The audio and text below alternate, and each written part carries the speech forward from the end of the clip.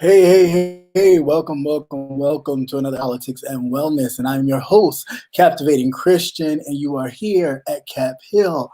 Welcome to everybody in the balcony, is what I call it here, because of course we don't do bushes because I don't like to get dirty. So, welcome to everybody in the balcony. Uh, for those of you watching, welcome to another episode, of course, of Politics and Wellness. I am, of course, once again, your host, Captivating Christian, and you guys are my co-hosts for this evening.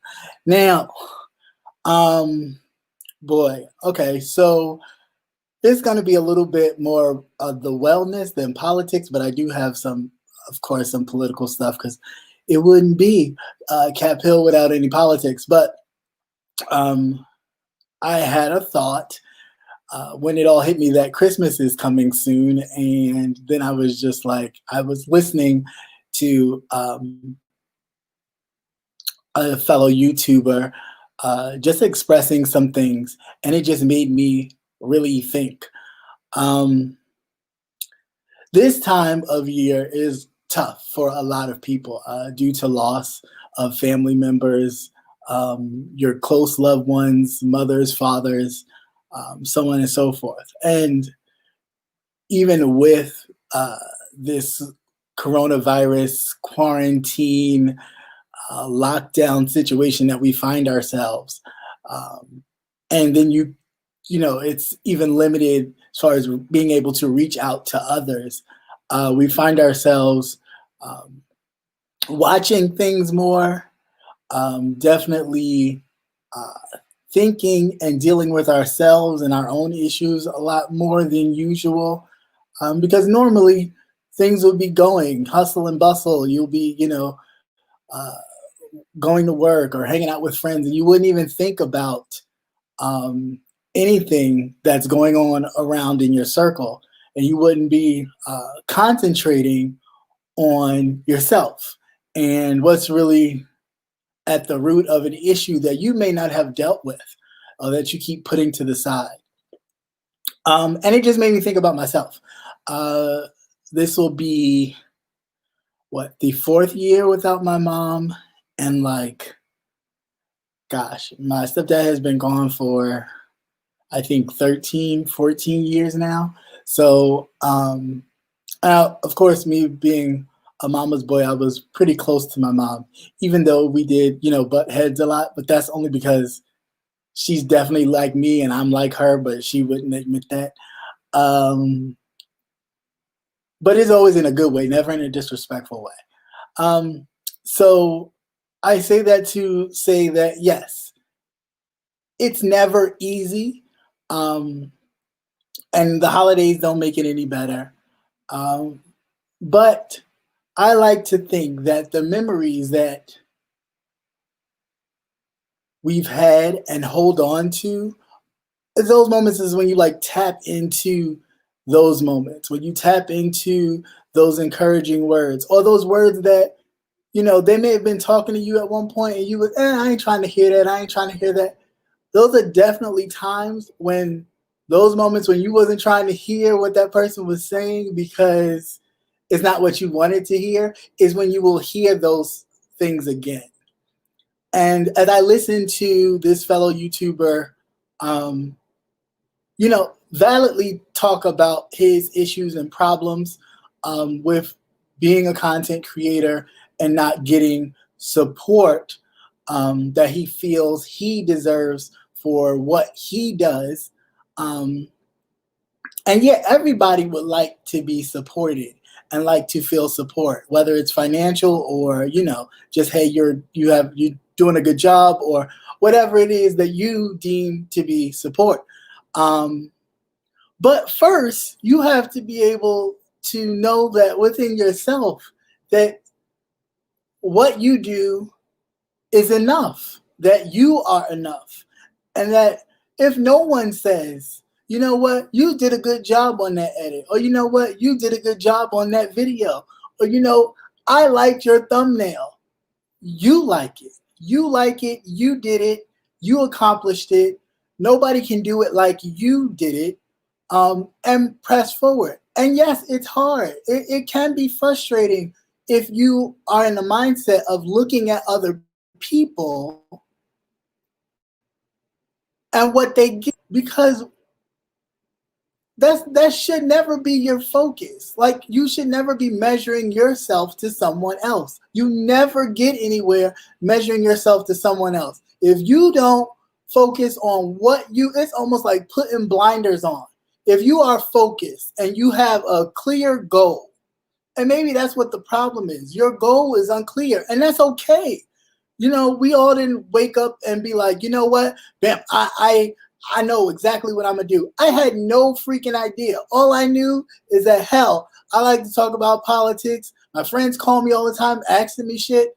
Why not I just put this shit on here so that way you can stop calling me and you can just hit the play button and know something. And I don't have to answer the phone call like, calm down.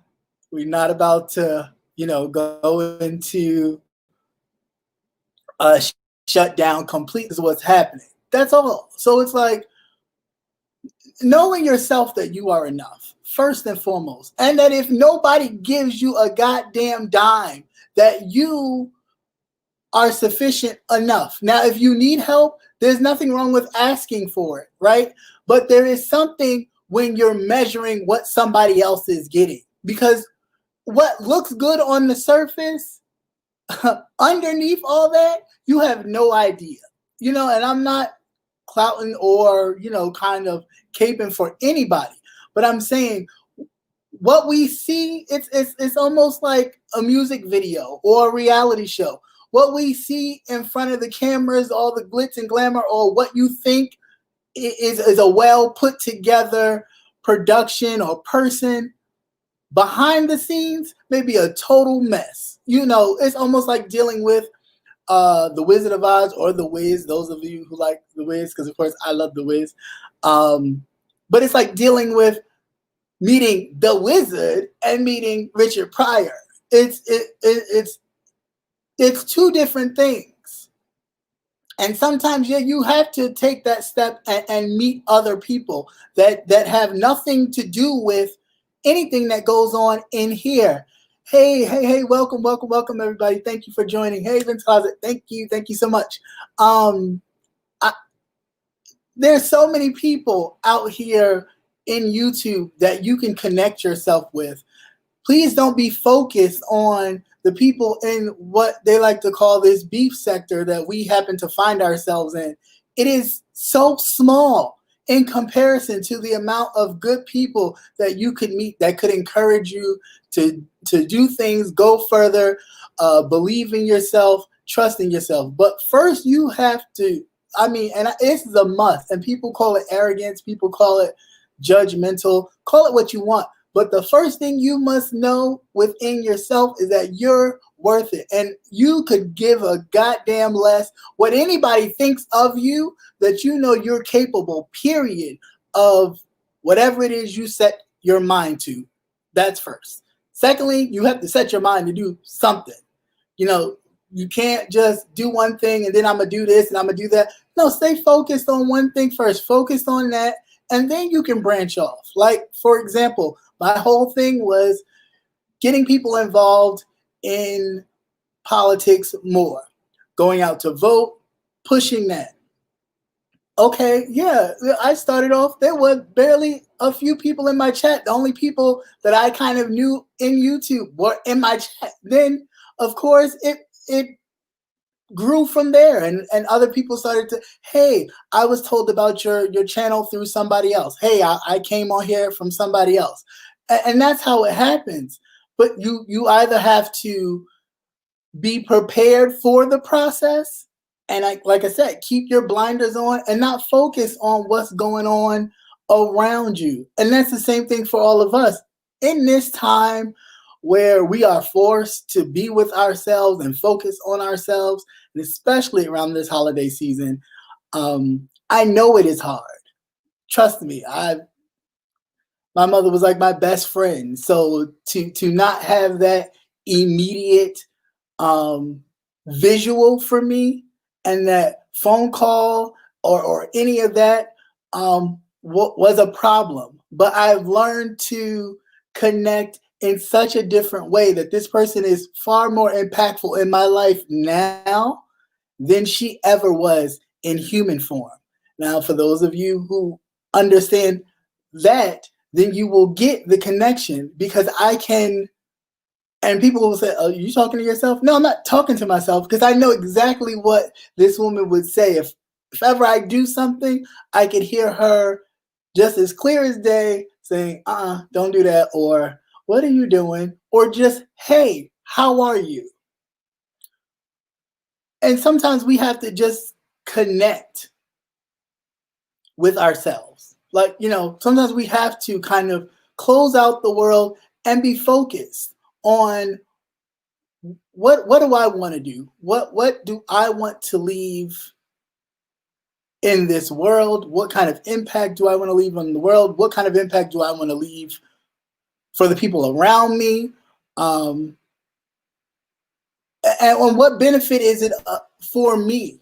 And not in a selfish thing, but what am I gaining? Because again, you must believe that when you do things for people and things, that something is being poured into you. As you pour into others, something is being poured back into you. So if nothing is being poured into you from what you're pouring out, then you need to take a step back and figure out, hey, what am I doing wrong? What other avenues or what is something else that I can find that I can do to set me on a path where it's a mutual, I'm pouring into the people and the people are pouring into me.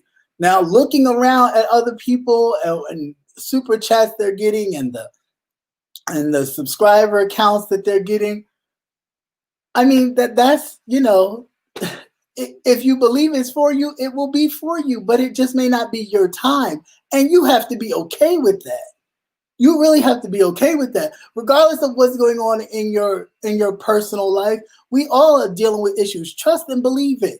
We all are facing something. Either it's unemployment, possible homelessness, or that you're actually homeless. We're all dealing with something. But it's how you conduct yourself while you're dealing that will catapult you out of it. Because if you act like your situation, you will remain in your situation. It's almost when people say you got to fake it till you make it. There is actually a truth to that, because mentally, if you think you're in that place, you will stay in that place. But if you think you're above that place, you will come out of that place. And you just have to stay focused and just, it's tough. It's hard. It's not easy. Yeah, you got to get out here and network. You got to get out here and, people that you may not notice or see, pop in some names, pop in some other things and kind of jump into other people's lives, introduce yourself, see what they're about, and grow from there. You will not sit in a place where it's more popular to talk about people and their own situations and what they got in their backgrounds and who, and who their family members are. If that's not what you're trying to do, you got to find a lane that fits for you and you stay in your lane. It's like being on the highway. If somebody's on the fast lane and you sitting over here way in the slow lane, you looking at them like, well, why are they going so fast? Why are you minding somebody else's business? Focus on you. You got to focus on so you can make sure that you get to your destination. Because if you focus too bad on the person on the left or the right, you'll wind up in the accident and they'll still be passing you talking about, oh, that's messed up. So just stay focused on what it is you want to do, what it is you want to accomplish. And this goes for everybody, not even just YouTube, but this goes for people in general. Take this time to really focus on what it is you want to do, a plan of action, some goals, and they don't have to be long-term. You can start with some short-term goals. Clean my place, organize my finances, or life insurance, something to get yourself in a place where you start to feel as if there's something being accomplished. You are setting goals, you are accomplishing something, and you're not focused on, well, this one got more money than I got. Why is that? And that happens. Trust me. In families, when people go and pass, and other people feel like they deserve more than others. It's tension that's unnecessary, because it's like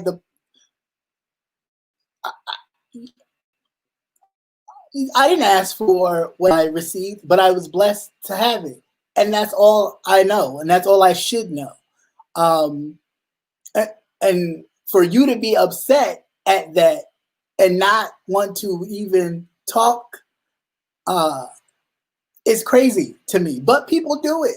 But people do it. Money and things make people, go into a different space. And it's like you can't be that focused on something that is here today and gone tomorrow. Within minutes, the money that you crave can be gone. And then what you left with?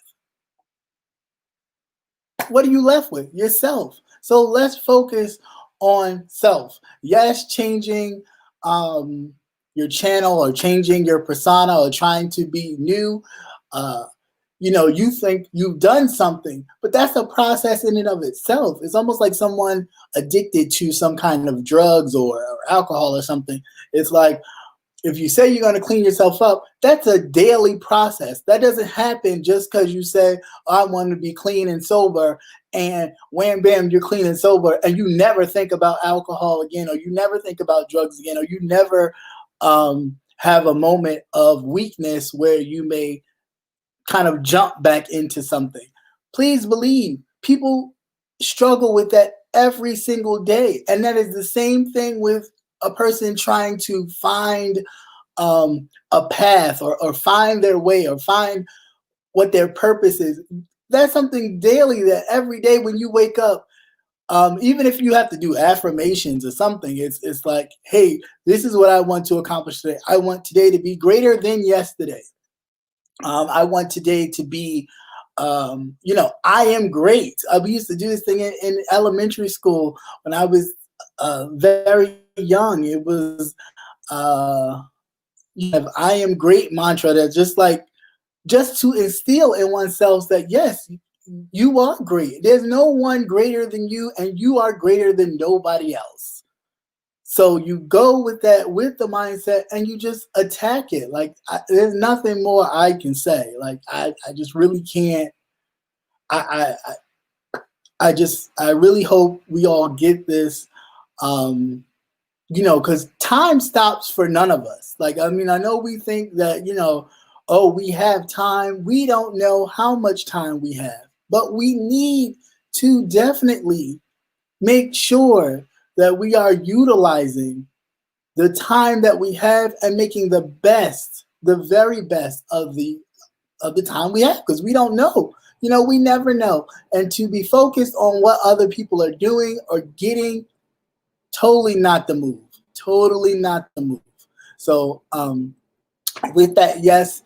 And that was my mental wellness check for the day. So please, but I had to get that out. And I know it's tough. It is, because at moments, I have moments where it hit me, because it hit me today. And I was just like, wow, my life is really different now, because with people being there, you don't feel the emptiness, or you don't even see it. They shield it from you. Like, my mother was a great shielder. I'm not going to lie about that. She shielded a lot of things that I, of course, me being the rebellious one in the group of three, some of which I was like, you know what? You're not going to hold me. I'm out, pume, and wanted to discover it and feel it for myself. Even if I had to act like I had no one, I had to depend on myself, is what I did. And she would call and fuss me out and be like, well, why didn't you call and say this? Or why didn't you do this? Because I didn't want to, because I needed to figure this out for me. I needed to kind of figure it out. And I know a lot of times we get in those moods where we want to just figure it out.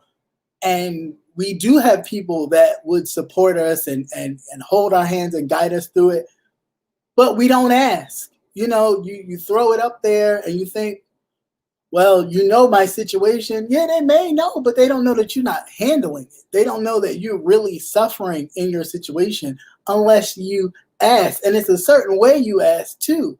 That whole, you get more bees with honey than you do with, I mean, whatever. So just be mindful. I get it. It's the holidays. I get it. It's a stressful time, but we're so much better than that. Um, we have so much power within us uh, that we need not to focus on other people and what they're doing. Trust and believe. Like I said, I can have a moment, and I do, because it is. You editing and doing all this stuff, and people, it's just like you Googled stuff and you just, say it, and it's like, no, actually, I read a lot of articles, and excuse me for actually giving you the article, and then maybe later I'll, give you my own little spin. But I deal in facts. I don't deal in what I feel, because what I feel is not. It's important to me, of course, but it's not what I want to give out. I want to make sure that you are factually informed, and then you can base your opinionated feeling on the facts that you already know, not just I feel this way and this is what it is. I mean, then I'd be no better than the current president sitting in the White House, because everything he does, he works on his feeling. He feels he won the election, so you need to just say he won and move on. Like, that's not real life. Real life is, these are the facts. Now, with these facts, you can move forward and make your, your decision and move forward accordingly. But anyway, that's enough of my personal / mental health moment, brought to you by Politics and Wellness. So first and foremost, let's talk about how Joe Biden won for like the umpteenth time. What is this, like 1,000? I mean, to my knowledge, historically, he is the first president to have been cleared or being declared the winner a lot, a whole lot. And now with Mitch McConnell finally turkey neck, finally saying, well, President-elect Biden, I really don't know. At this point, it's like, okay, you're late, because you should have, as the leader of the Senate body for the moment, he should have said it on election night, or at least after whatever counties were supposed to be counted, due to his own party changing the laws. Now, this is the issue that I have with Republicans, and I will get off my soapbox about them after I finish this. But for me, they like to, change laws and situations to suit them, right? And then once they do it and it backfires on them, then we want to complain and talk about how, oh no, this ain't right. Now we got to go back and change something else. You set it up just the way you did for a reason. You set the Postmaster General, Louis DeJoy, which I think is a mistake. If Joe Biden doesn't get rid of that porky pig ass man out of that position, I give it up, because then I'll be convinced that this is really just a replacement Trump, a nicer Trump than actually we know. And I say that because Louis DeJoy was determined to re-elect Donald Trump by any means necessary. And if that meant making sure that your mail-in ballots, because of coronavirus, they knew that people were going to be mailing in ballots rather than actually going to the polls on election day or early voting, that he had already, way before anybody was even talking about who was actually going to be the nominee, ripping mailboxes up out of communities of Black communities and communities of color. And I'm going to stop calling communities of color including Black folks, because they don't include us when they going through stuff. So we're just going to keep it Black community and community of color. Now, whatever way you fall into that, fine and dandy, but I just personally because I start to see the divide even in that starting to swell up with people thinking that they have more privilege than the other. And this is like, first of all, take a seat in the back with the rest of us, and know you know better than anybody else. So have a seat. But anyway, yeah. So DeJoy was doing that successfully, mind you, the whole time, and nobody said anything. Like the Postal Service was ringing the bell, pulling the whistle, you know, everything, like throwing up smoke signals, and we were just going through life as usual until it hit one of the congressmen, and then they were like, "Oh, whistleblower sent me this. Louis DeJoy has been doing this the whole time," and then they put a halt to it, and they took it to the federal judge. Federal judge said, "No, you're not going to do that before this election. As a matter of fact, you're going to take those machines and put them back in the post office, and you're going to put the mailboxes back." Louis DeJoy said, "Hell no, I'm not. I'm not putting the mailboxes back. I'm not putting the sorting machines back." Some post officers said, "No, we're going to do this. We're going to put it back." All this to create what we have right now. And my whole point in saying all that is just this. Don't always try to do something and then try to hide your hand later when it doesn't work out for you. Don't throw the rock and hide your hand. You threw it, stand with it.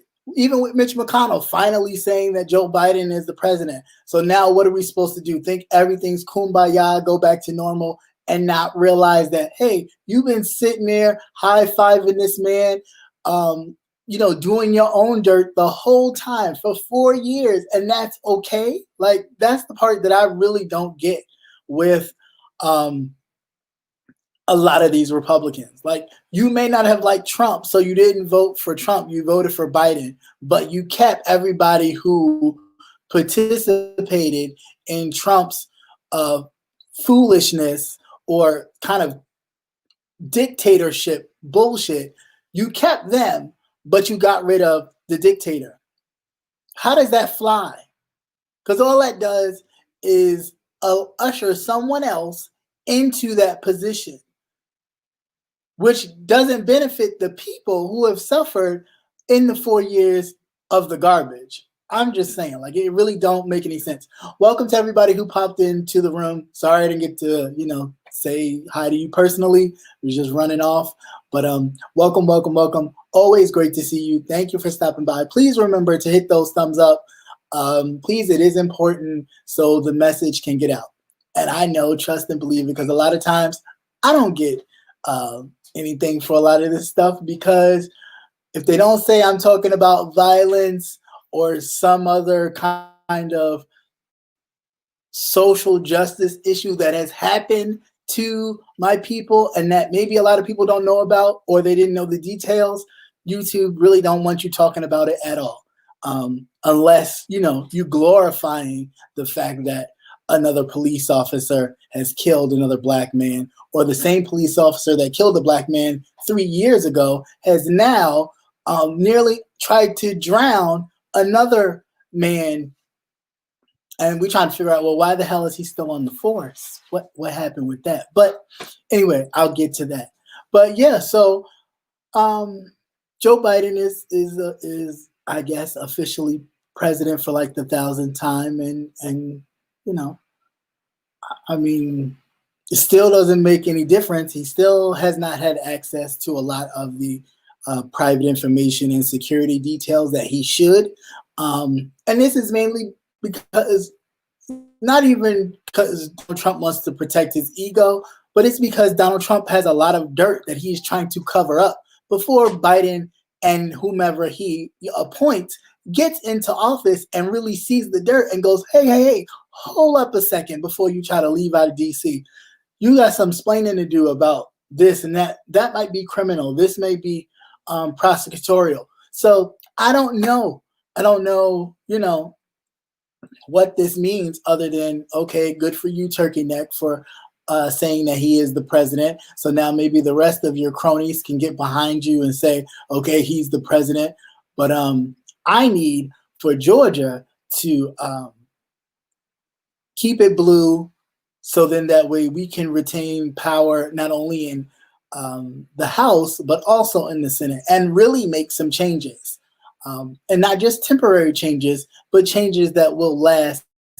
And we can erase Donald Trump totally from the history books, because of course, that's not happening, but at least erase a lot of what he's done, the same way he tried to erase what Obama tried to do. So with that, that is that. I don't know how any of you feel about that. If you feel good about it, you can put one in the chat. If you don't feel any type of way about it, because it don't really make a difference, you can put a 2. Politically as well, Bill Barr, Fred Flintstone, is leaving. Initially, I was like, yay at first. And then after a while, I was just like, okay, who the hell cares? Like, you've done your dirt, Bill Barr. You've participated just like the rest of these Republicans. You've participated in the BS. You've had children locked in cages. You have gutted the hate crimes division of the Justice Department, the civil rights department of the Department of Justice. You've kind of watered them down to where they don't really do shit anyway. Nothing of real substance. So to you leaving, of course you would leave. You was gonna leave. I mean, that was your point. If he didn't get reelected, you were gonna leave anyway, because you were shielded. You shielded each other. You shielded him from his BS, and then you were able to, run through the Department of Justice and gut a lot of programs, a lot of these civil rights lawsuits, gut through them. You was able to sit there and cut up the Mueller report and quickly say, well, there's no wrongdoing. And Robert Mueller himself said, well, yeah, there's plenty of wrongdoing. I just can't prosecute him because I can't. But of course, the Senate was just like, yeah, but we're not going to do it because he's a Republican, and we're not going to criminally charge a Republican president, being that we have the power to do so. And they weren't going to do it. So, of course, it was not going to go nowhere. But it did not go anywhere because he didn't do anything. It didn't go anywhere because he had the backing to support him. That's the difference. And that's what I'm always in other people's chats, political people's chats and other things. And that's quickly what they talk about. Oh, well, there was no wrongdoing. No, there was plenty wrongdoing. It's just they could not prosecute him because the Republicans were not going to prosecute him. That's just end of story. I mean, there's nothing to it. It's like, it don't mean he didn't do anything. It just means they were not going to prosecute him. So there you have it with that. Moving right along from there. Yes, Texas. Once again, Texas, you fail not to disappoint me. I don't know if you know about this story. It happened in 2017. There was a young man who was viciously beat. Joshua Feast, he was 22 years old. He was beat to death by a police officer. Not beat to death. I'm sorry. He was shot in the back, I think, one time. Yeah, he was shot in the back one time. This was in the south part of Houston by a police officer who was basically arresting him. The young man had felony warrants on him. But in the process of, I guess it wasn't just a normal either stop, the police officer shot him in the back. And this police officer remained on the force. However, prior to that situation, which the body cam footage from him shooting that young man in the back still has not been released back in 2017. Prior to that, they just found out that this officer, Jose Santos, had in 2013 that he had savagely attacked an innocent black man, punching him and then holding his head underwater for, long periods of time, pulling his head out and pulling it back and, all kinds of craziness, brutally beating him up. And he still remained on the force and nothing happened.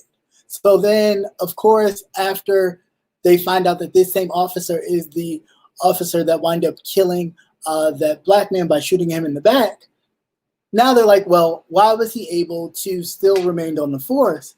And I'm just really kind of, again, taken back by the fact that they keep asking these same questions that, it's like, you clearly know the obvious answer to why he remained on the force, because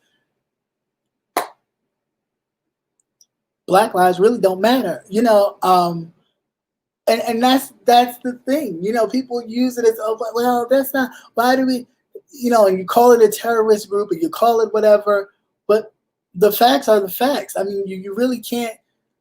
There's so many things we can sit here and deny. We can deny Santa Claus. We can deny the Tooth Fairy. We can even deny some religious practices in many instances. But one thing we can't deny is that there is between something happening with a black person, something happening with a person of color, and something happening with a Caucasian. They definitely get a lot of and we've seen the videos. We've seen the videos where in which, the Caucasian person will get arrested and they'll fight back and do all this, and not a gun is reached for. They may pull out a taser, but definitely no gun. I just saw a video a couple days ago, these two drunk men fighting officers. And the officer is really fighting back, pushing them down because they were drunk, intoxicated, or whatever. And, he's pushing them down, but not once did he reach for his gun. Not once did any of them get shot. He did finally, after tussling with both of these men about for a good 5 minutes, he then finally pulled out his taser and tased one of the gentlemen. But he really wrestled with them before he did that. So I'm just really like, it's obvious there is a double standard. There's a double standard in law enforcement, period. So again, when even Obama, when he talks about, well, we need to change the language. We can't say defund the police because we're trying to build a coalition, which is, an overall base of people of all groups to push forth an agenda. But we can't worry about the language change or how it looks to other people as people are dying in the streets, because they're not met with the same, let me evaluate the situation, let me not reach for my weapon and kill this person, let me try to diffuse it before I have to this weapon and end it in a violent manner. It's instantly met with kill on sight. It's not met with, all right, sir, you need to calm down, sir. Stop resisting. And, you go through this scuffle and then you finally get them subdued and then you handcuff them and they go to jail without incident. It's always, you either shoot them first or you constantly yelling, stop resisting. And the person sitting up there saying, I'm not resisting, yet you kicking them, you're kneeing them in the head. You have got your knee on their neck. You're doing all types of this crazy barbaric stuff, and then you look at us as the barbarians. I don't know. It's just, it gets frustrating. It gets you get over it. You really do get over it. And I get the politicians thing is like to bring everybody together to kind of build this network of people to push forth an agenda. But at the same time, while we're trying to, make sure white people feel comfortable with the word not being defund the police, because they feel like defund the police, then you're going to take the money away and there'll be no police and people will come in and rape me. And then what I'm going to do? And it's like, no, stupid. We're not talking about defunding the police, like get rid of the police, because we all know that we do need some sort of presence in our neighborhoods or areas to keep us safe. That goes without question. But the amount of money that they receive is ridiculous. When you sit around and you go to neighborhoods that have abandoned buildings and boarded up houses, and you have an influx of homelessness, like you can take those billions of dollars that you give these departments and you can fix up shit around in the neighborhood. How about you do that instead of putting all this money into neighborhoods where Black and brown people are? You put all this money in their police departments for them to do what? Police the people? More like they're kind of shuffling cattle instead of policing the people. It's really ridiculous, the amount of money that is put in stuff that you think is making the community better or making people better, and it's doing nothing but actually making the people worse, because then you have these already racist, already Proud Boys, already Antifa, whatever the freak you want to call them, already in the police department as is. So you have racist, bigoted people in charge of areas in which people of color live. So you don't think that you're going to get a lot of, he was reaching for his wallet, bang. He was reaching for something, bang. I didn't see it. The person had a gun, and then they go through all this, actual evidence, and there was no gun found, and still there is no charges put upon the officer who blatantly lied and said that there was a gun to show as a reason to use excessive force. A person is dead. There is no action taken upon the police officer, but you can turn around and go, well, family, you can sue. Well, hell, where do you think that money is coming from that the family is suing for? I'll wait. It comes from the same community that the person that got killed was living in. That's where the money comes from. So that's why they don't care about killing us, or when we do die and the family winds up saying, oh, they're going to sue the city and sue the state. Who gives a damn? They don't care. At the end of the day, that police union will protect that officer. I mean, and the true reality is, and this is the sad part, which sometimes makes me look at people who serve in the police department who are Black and of color a little bit sideways, is that police union protects hands down. I mean, they will go balls to the wall for a white person, a white police officer in almost any situation.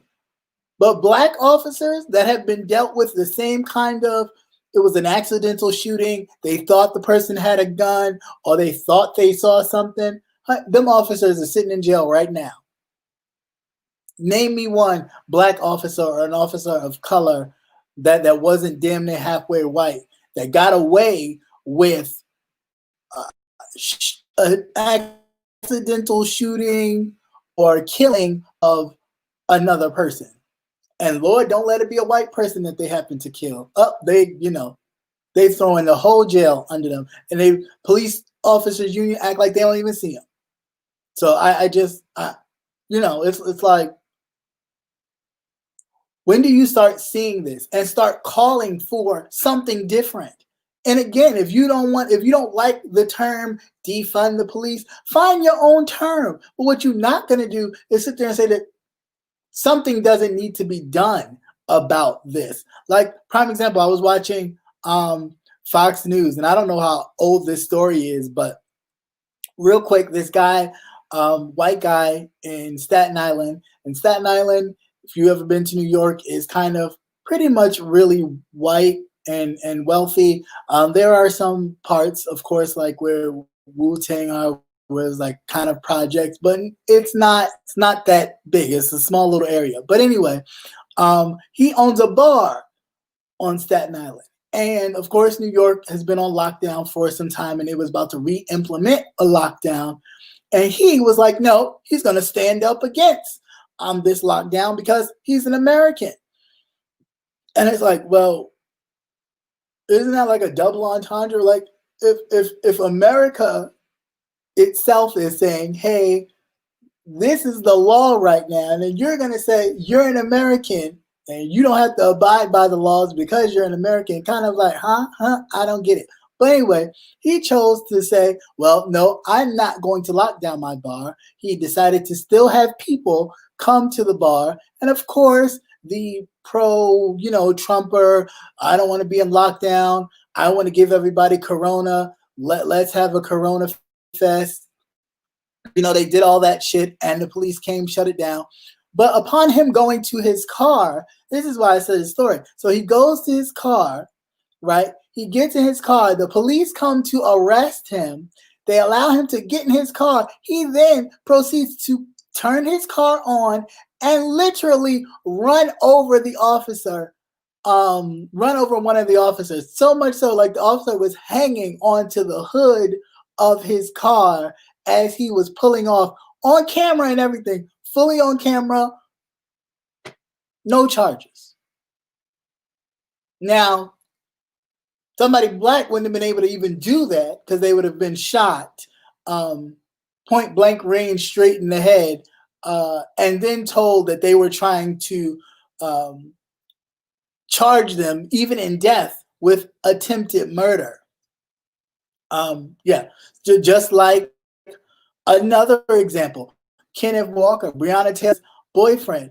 You have, he was suing, he's in line to sue the Metro Police Department and others for what he went through when Breonna Taylor was killed. Do you know that the man that got shot in the leg by a licensed gun owner who thought someone was breaking into their apartment to either rob them or whatever, that officer is countersuing him. Now get this, the officer wasn't even going to sue him at first. Like, they was probably sitting on this and deciding, well, what he was going to do, because I guess they figured, well, since they gave the family some money, then he would probably get some of that and go on about his business. But no, Kenneth Walker himself decided to sue the Metropolitan Police Department of Louisville, Kentucky. And then so that police officer that got shot in the leg decided to do a countersuit against Kenneth Walker for being shot in the leg. Now, the same officers, follow me, that unannounced themselves breaking into Breonna Taylor's apartment. And I don't care what anybody says, the more evidence that pops up about this case makes me believe that these officers, these narcotics officers, were thinking that they were going to get a big score. Okay, and they were going to get a big score in cash and drugs. And yeah, they were going to do a whole look at what we found in this apartment. But some of that money and some of those drugs was going to go missing because they were going to pocket a lot of that drugs and a lot of that money because they've been watching this young man for the longest time. And they assumed that because they've been listening to him in some jail recorded conversations when he called her, that there was money and drugs in this apartment. Nothing factual, but just by what they was going on. So they were going in there to case the joint. It just so happened they happened to meet not only her, because I honestly think if she was there by herself, they would have killed her anyway and said she had a gun or whatever. Because one of the officer that actually did get charged for shooting in the neighbor's apartment, had a different gun than the gun. Because, whenever you go out or whatever as a police officer, you have to log the weapon you took, the ammo, whatever, and then log it back. He had 2 different guns on him, one of which he did not log into the system as having it when he went on this silent, no knock warrant arrest thing, right? So, of course, that was going to be this gun that was not even talked about in the report, nor was it even brought forth to the judge Of course, they were going to use that gun to say Breonna Taylor had that gun and she fired at them. So then they fired back at her, justifying her death and moving forward. What they did not expect is for that young man to be in there with a licensed gun and fire back when they bust through them doors. That's what they did not expect. So, of course they're going to try and clean it up. They're trying to clean it up for the longest. And I hope it works for them. I really hope they get exposed. I hope there is nothing. Well, I mean, a backup gun, allegedly. Yeah, but I mean, it's a backup gun, allegedly. It would still be, it should still be logged. And that the gun that the other officer had that shot in the neighbor's apartment was not logged. So my thought is that they were trying to, that if they did encounter someone there, that's exactly what they were going to do. They was going to try and say that she had this gun and she fired back at them, and allegedly that's how she wound up dying. But they were not expecting that young man to be in there and have a gun. They were already told that she was by herself. So if they was told that she was by herself and all of their surveillance showed her by herself, then why would you need to come in there with a no-knock warrant, armed to the teeth with night goggles, night vision, all that kind of stuff, if you were just going there to talk to her and ask her questions? No, y'all was going in there to rob her ass because y'all thought he was, because he was this big drug dealer, had this network of drug dealers and connections to hire drug dealers. You thought he was rolling in dough and that this girl was his ride or die chick and she was stashing money for him, and they was going for the gusto. I mean, again, these are my thoughts, but that's what I believe. And the more this stuff pans out is pretty much what I'm looking at. But yeah, so I don't know, Texas. Again, with this officers, with these police, something really needs to be done. And honestly, it's not even the Justice Department. It is the whole culture. It is these police unions. Yes, Tyler Perry did donate $100,000 to his defense fund. At the time, his defense fund for the GoFundMe had only $600, and the goal was $100,000. So to see Tyler Perry actually, push through and just give the goal so he can actually get some closure in his life from what was done to him as well. Mind you, he is the same one that was then arrested the night Breonna Taylor died. Was not told that Breonna Taylor was murdered until he saw it on TV like everybody else. And then they tried to charge him with attempted murder before the pressure got to the law enforcement officials and I'm sure the city to in which they dropped the charges and they let Kenneth Walker free. But yeah, the whole situation is crazy. And I think it just shows the corrupt system of justice that we have, of police that we have, and just the attitude that they feel like they can walk around and do pretty much anything they want and they will not face any kind of consequences, especially if you white, you right kind of situation. And I think that's the culture that definitely needs to stop. But yeah, so that's that on that. And real quick, this last one made me chuckle a little bit. But what's going on, Atlanta? I don't get it. First of all, I will say, Atlanta, please vote. But this young man faked COVID. He went to work and he faked COVID. So upon him faking COVID and he didn't have it, of course, they had to shut down the workplace. People had to quarantine for 14 days. And it comes to find out that the man did not have it. He lied. He just didn't want to, allegedly, he just didn't want to be at work. So he lied and said he had COVID and that he had exposed the job to COVID. And so they had to shut down the job to do whatever cleaning they needed to do. They also had to shut it down, so people had to quarantine. Now, I don't know if these other people will get paid for this foolishness that this employee did. I'm sure the employee no longer has employment, but I thought it was a little bit funny. I definitely chuckled. Like, really? Who goes that hard? Like, I mean, long gone are the days of just calling in and saying, I'm sick. How the hell you just go into the job to myself, I got COVID. And, you make everybody just shut down everything just because you didn't want to go to work. Just call in and say, I don't feel good. I mean, I don't know. I just thought that was a bit extreme, but maybe, you hated your job just that much to be like, you know what? Fuck this job. I'm sick. I got COVID. And fuck everybody in it. And yeah, so young man has no job. But damn, I really didn't think it was that bad. I just thought, hey, if you don't feel like going to work, just don't go. I mean, nowadays, I guess you got to get tested or do something anyway. If you say, I'm sick, like, I'm sick. And they probably like, don't come in for a couple days and we need to see a doctor's note to make sure you don't have COVID or something. I don't know. But Rona is doing it to the people, chill. Rona is doing it to the people. But here you go. Here's the link for anybody who wants to pop on and say something. If not, that's fine too, because it's always a pleasure to have you guys.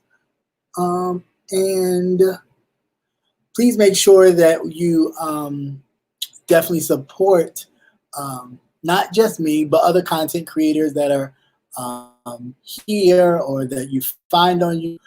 Because there's a vast amount of people with such great talents and different avenues that you can find a whole lot of everything here.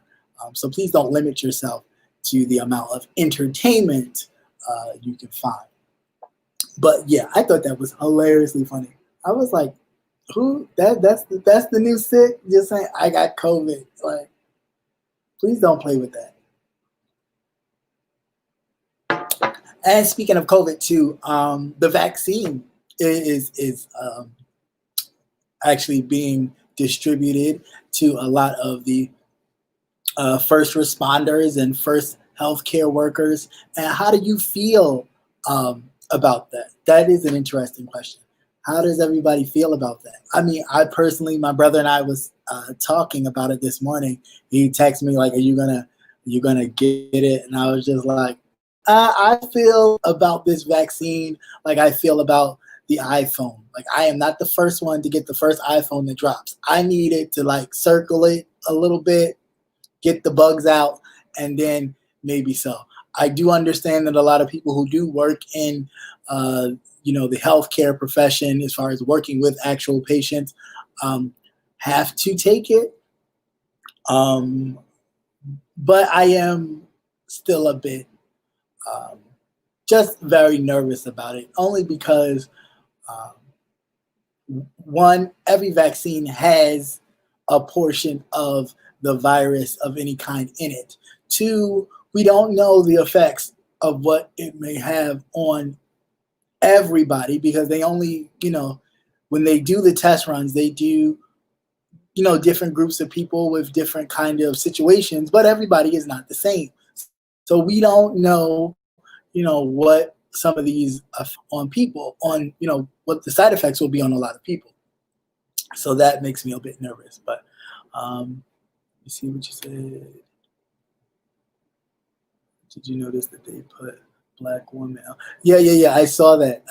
But of course, that is a way for you to feel, it's everything is done for a reason. It's like if black people say, no, I ain't taking no thing, they get a black person to take it and make sure they put you on camera taking it. So then you can go, well, look, she's taking it. You can get it too.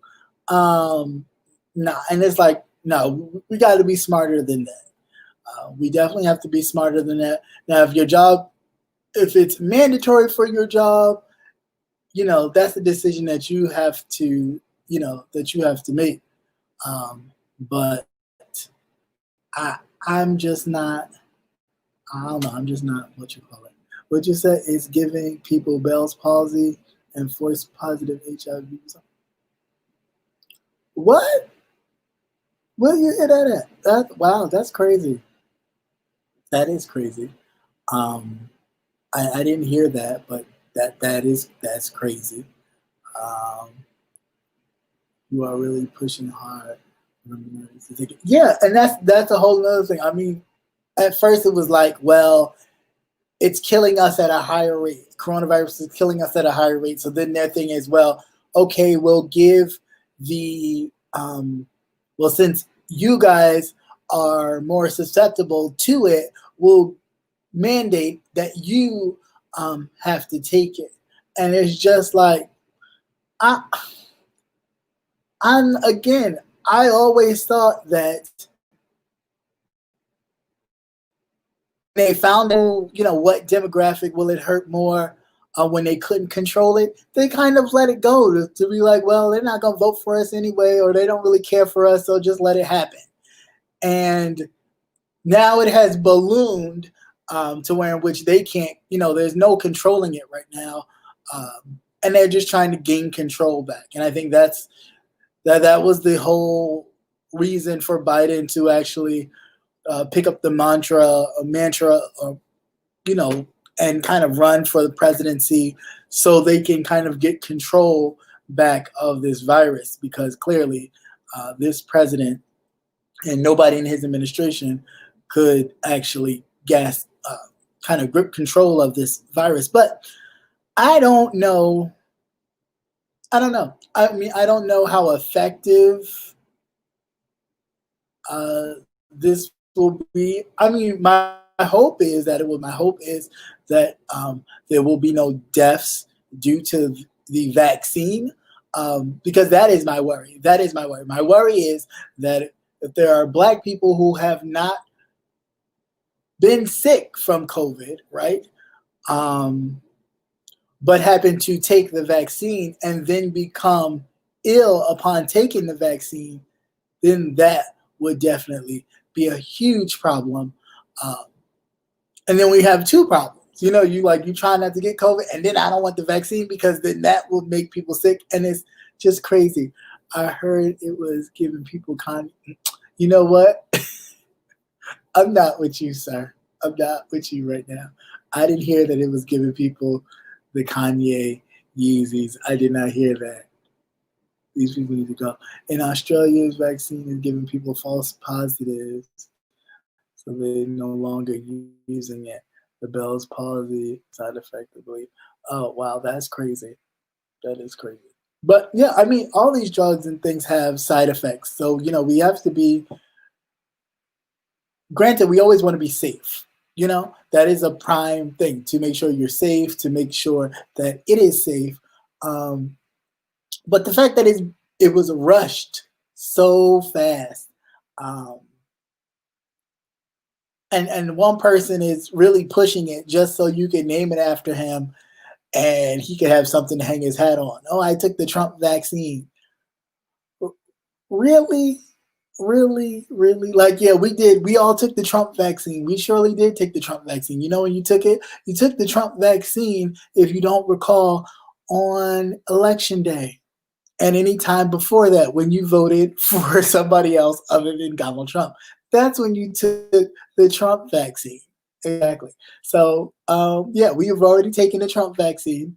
So I don't think any of us need to take that. But yeah. So yeah, that's it. That's that on that. As far as any news on Donald Trump, Bill Barr is leaving. Still don't know if he's going to pardon himself. He may even do a Richard Nixon and step down so Mike Pence can pardon him. But I think Mike Pence is actually in some legal trouble of his own. So I'm not even sure if it would be a good idea for Mike Pence to pardon the president, because then he would be held liable for anything that he had done during the administration, and that would leave him out to dry.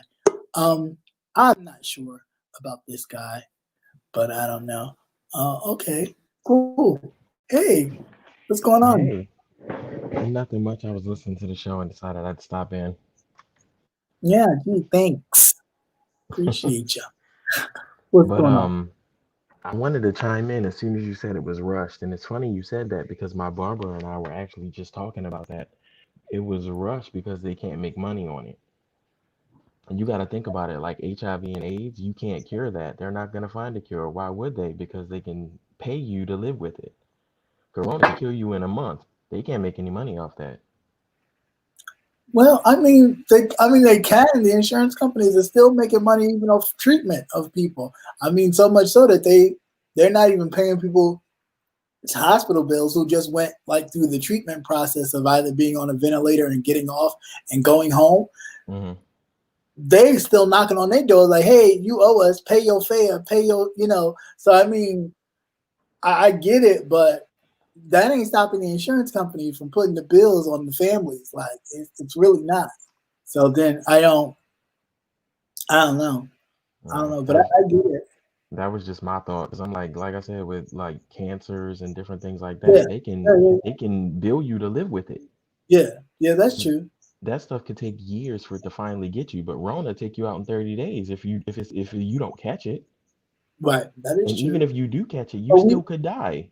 we don't even know the after effects of having Rona. We don't even know what that's like. You know what I'm Oh saying? Like no. there was All of one guy. this. Oh, He sorry, had go like ahead. a lung and a half or some shit. I was like, God damn, like the hell happened to you? So we don't. It's a lot we don't know, and we're walking into this thing like, oh, all we need is this vaccine, but we have no idea what the after effects of having Rona, what the effects have done on the body. Then we don't know what the side effects of this vaccine is. But at the end of the day, who's making the money? These pharmaceutical companies, these insurance companies, all these people are benefiting hand and foot.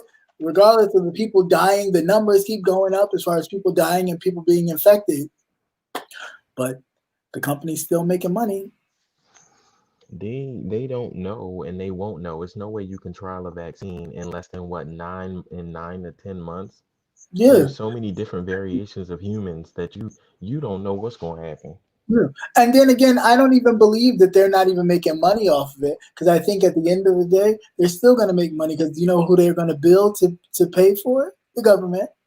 Yeah, That's who they're going to bill to make money off it. So at the end of the day, they still going to make money. yeah. They still going to make money because it's a government contract at that point. And I think that's why people was rushing to be the first one to push it through. Like Pfizer was doing it, and there was another company doing it. So it was like Johnson and Johnson even got in there. Like, damn, you stop making baby powder and baby oil to do some drugs, When big I first saw that, I was dying. I was like, we may not feel better, but our skin gonna be smooth as hell. right? You gonna smell like a baby's bottom, just Right. smooth and soft, We're gonna soft be in and the supple. caskets. You're gonna be soft and supple. You may can't breathe, but you be looking good. They don't even need to send you to the mortician. That skin glowing in the casket. right. Johnson and Johnson. Right, you're gonna be casket ready for real. Right. Just put me in the ground. Just hurry up. Like I am glistening. that's the prettiest corpse I've ever seen. What's that routine? What did y'all use on him? He looks so sick. Oh, nothing. Okay, he was on that Johnson and Johnson. It just wounded his skin. I was just like Johnson and Johnson. What the hell? But oh, whatever to make some money. Whatever. Like I And really. that's all they after. That's all they want. Yeah, but I mean, but that's the point. And people are suffering, dying, and there's no care. There is no even kind of thought to that. Even dealing with this Congress, I mean, there's no Mitch McConnell could care less that people are losing their jobs and houses and whatever, because he is secure. And that's my issue with all of this. It's like, when do we start changing things to where these politicians start to be in danger of losing something in order for them to start realizing that, hey, this is real life. People are actually losing their job. You could lose your job.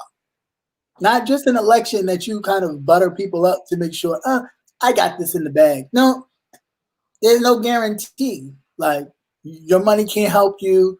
This is straight out. You get voted, you're gone, or a 2-year term and that's it. You can't run for reelection or something. Something needs to change because there's too much of this.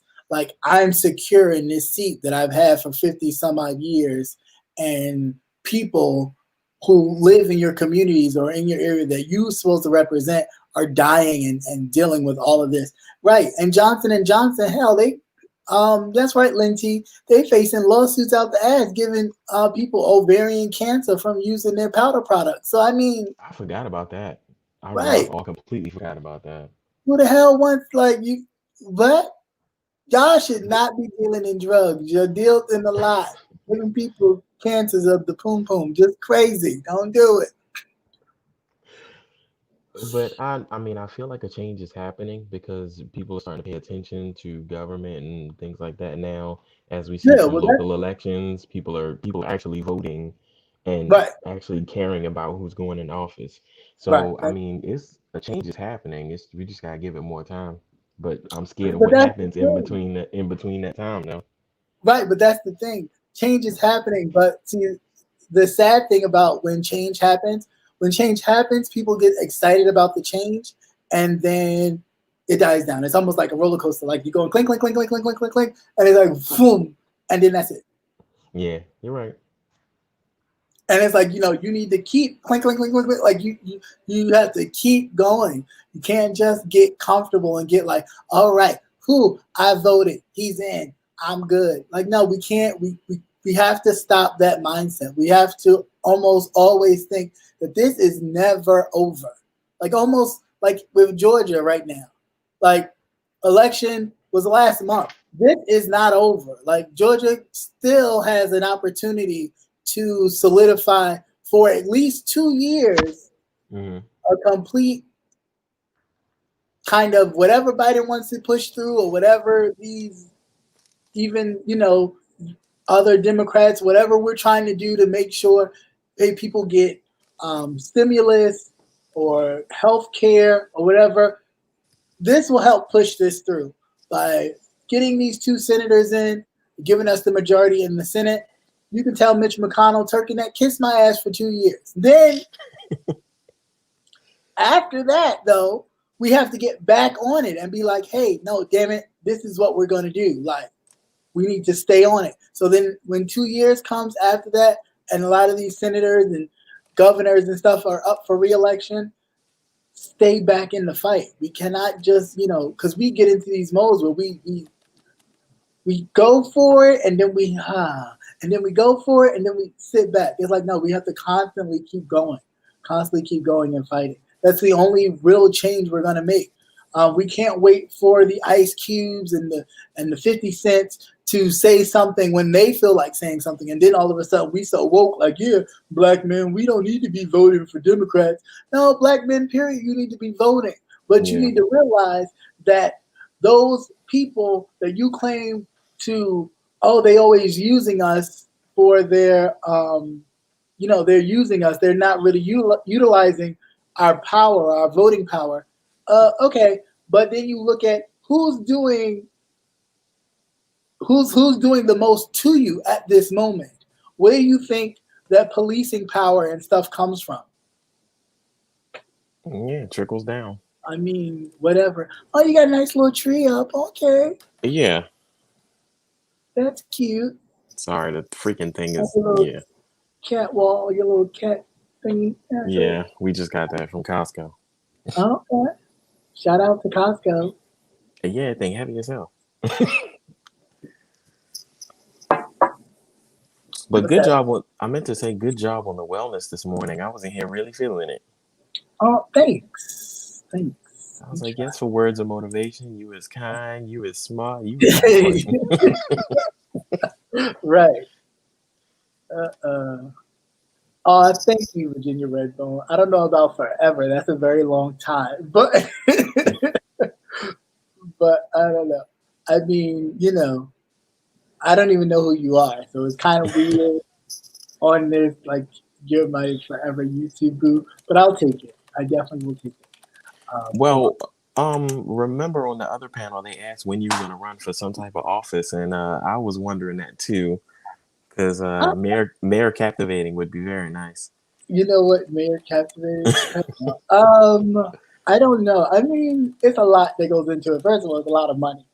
Uh, and yeah, that's probably the most where I'm just like, shit, that's a lot of money, and that's a lot of snoozing and moozing you got to do in order to build all that up. And I don't know. I thought about it. Maybe one day. You never know. You might see it, and then you'd be like, okay. So if you get the call, like, I need you. You know. Yeah, I'll definitely be right there. That'll definitely be exciting. But I don't know. I don't know. But I do like.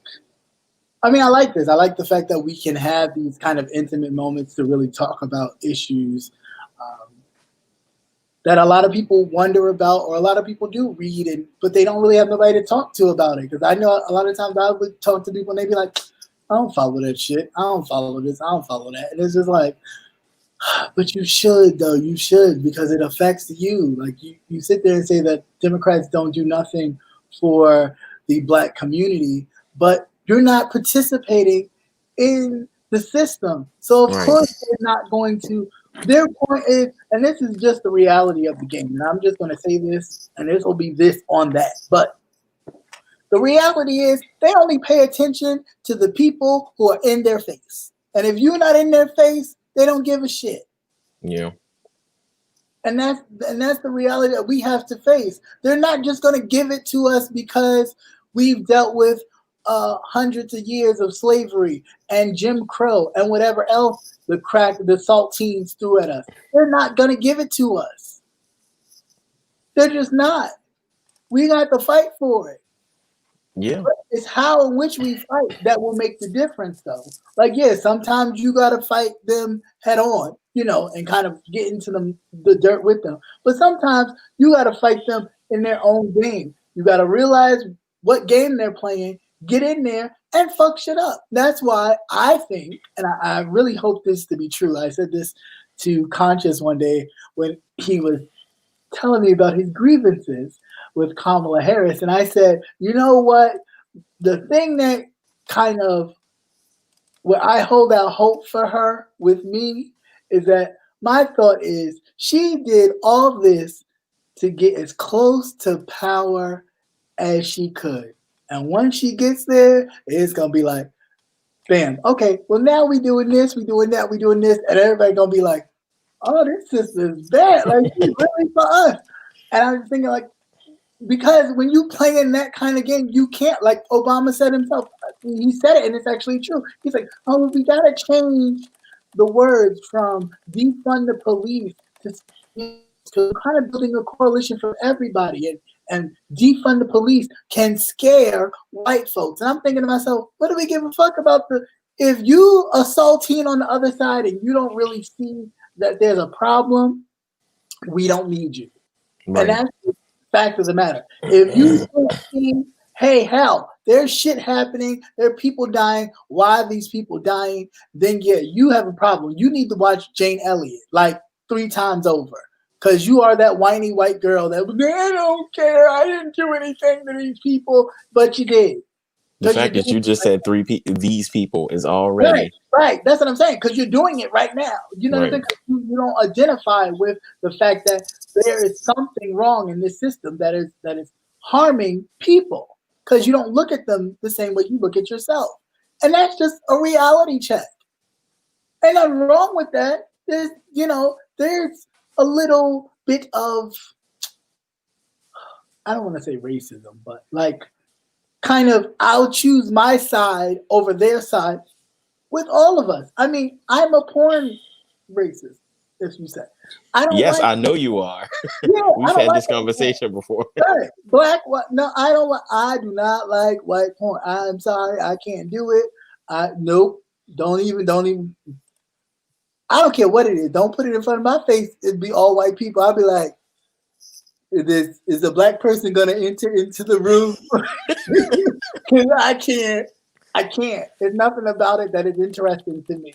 So I don't even involve myself. Meaning that it is okay. I know it is okay to be like, I'm for my people. There's nothing wrong with that. And I think we get into a space where we start to feel, or we're made to feel, that there is something wrong with being for your people because you're not for everybody. But it's like, well, everybody ain't being killed by the goddamn police. We are. So if I need to say, get your hairy knuckles out of here. So if I need Oh, to my say, bad. Sorry. so if I need to say, hey, I'm concerned about my black people being killed by some saltine, then I'm going to say I'm concerned about my black people being killed by saltines who always claim that they were in fear for their lives, but yet you're the one with the authority and the power. So where the fuck did the fear come from? They were scared that their authority and power were gonna dwindle. I mean, I'm just trying to say, hey, Jess, how you doing? Hey, James, what's going on? So I'm confused. Like, if you're the one with the authority and the power when you come into a situation, where the fuck does your fear come from? Your fear comes from you've already been that way. It's not even a fear. Well, it's a fear, but it's a hated fear. It's you fear so much that it's basically just your hatred, and that's what spews out. And that's, it is what it is.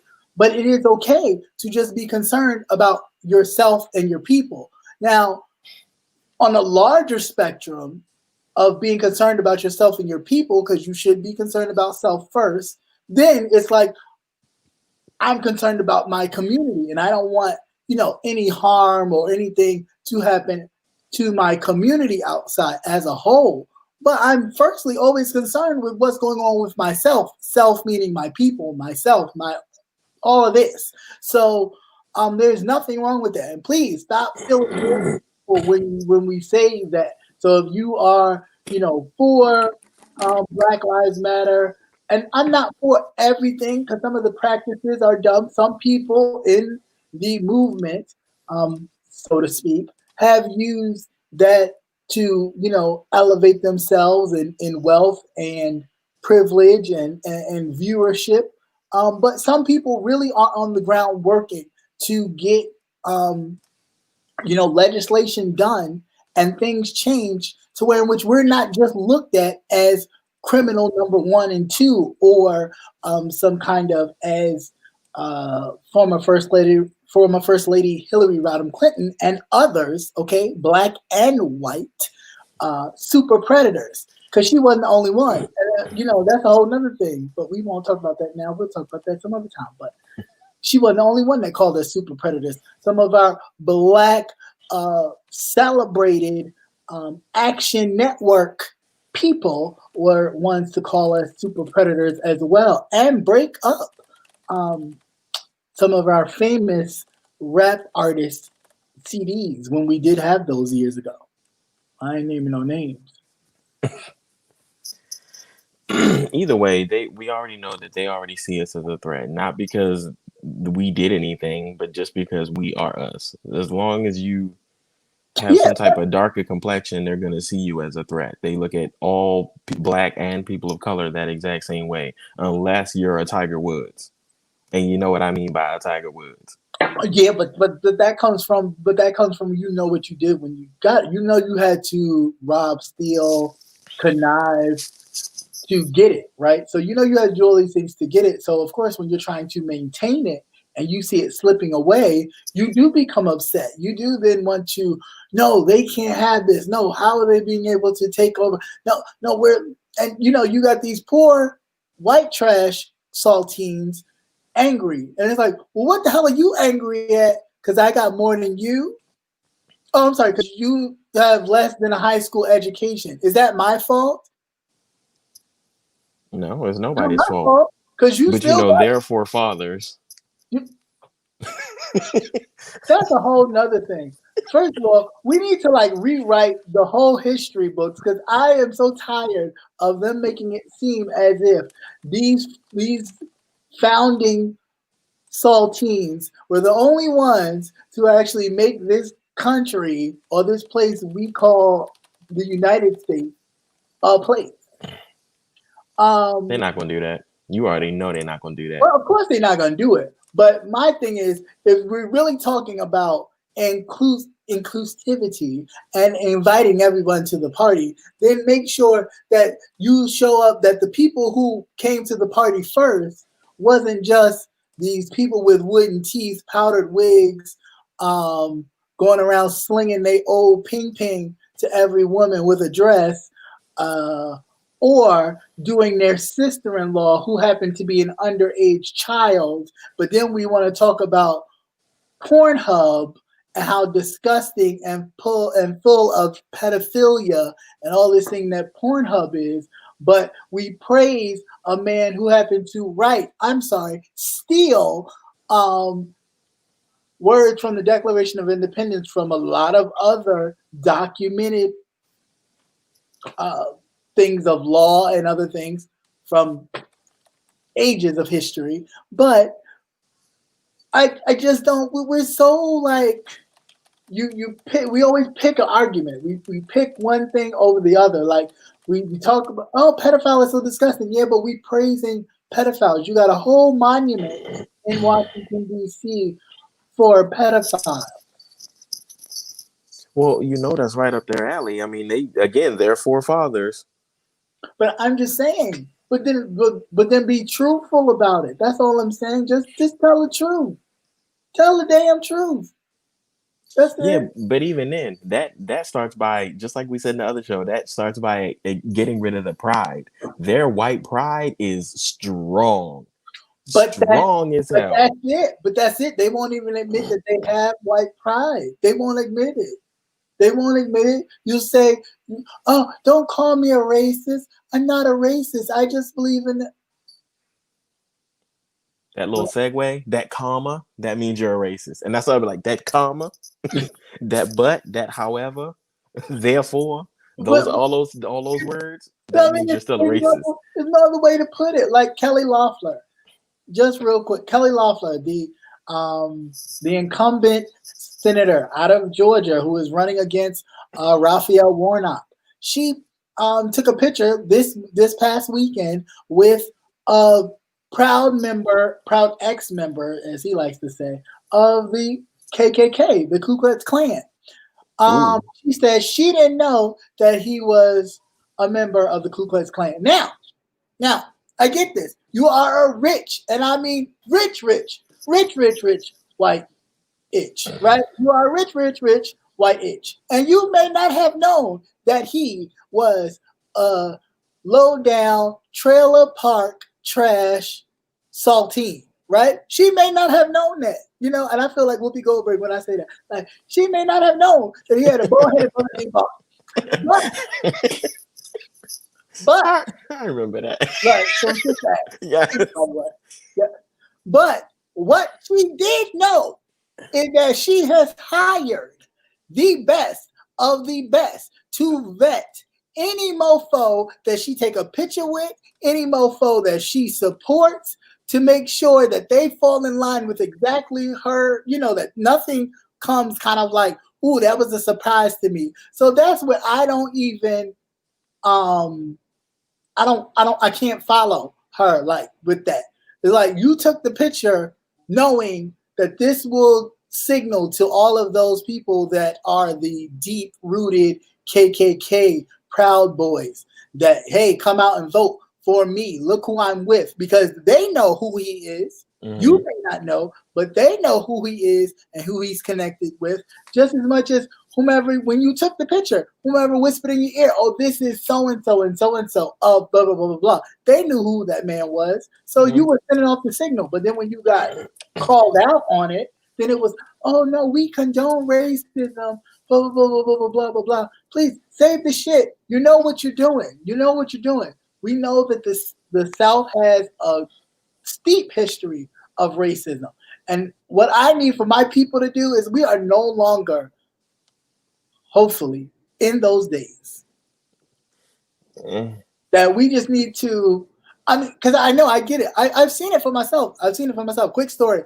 A few Christmases ago, my older sister came to Maryland and we were, doing some Christmas shopping. And you know how the lines are different during Christmas. Like you got to stand there, wait for somebody to say next or whatever. Mm-hmm. So she's here and we're in the store and she was buying something for her husband real quick, and I stepped out of line, and I was like, well, I'll just wait for you by the door.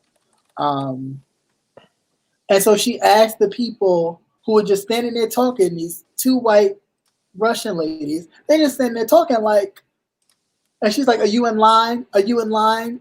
Are you in line? She's like, okay, I'm done talking to you. You know what?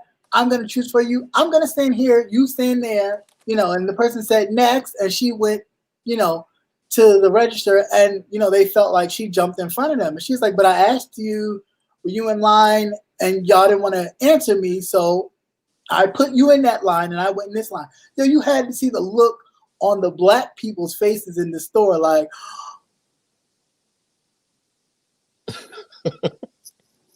and I'm like, what y'all looking at like y'all so amazed? We is free, y'all.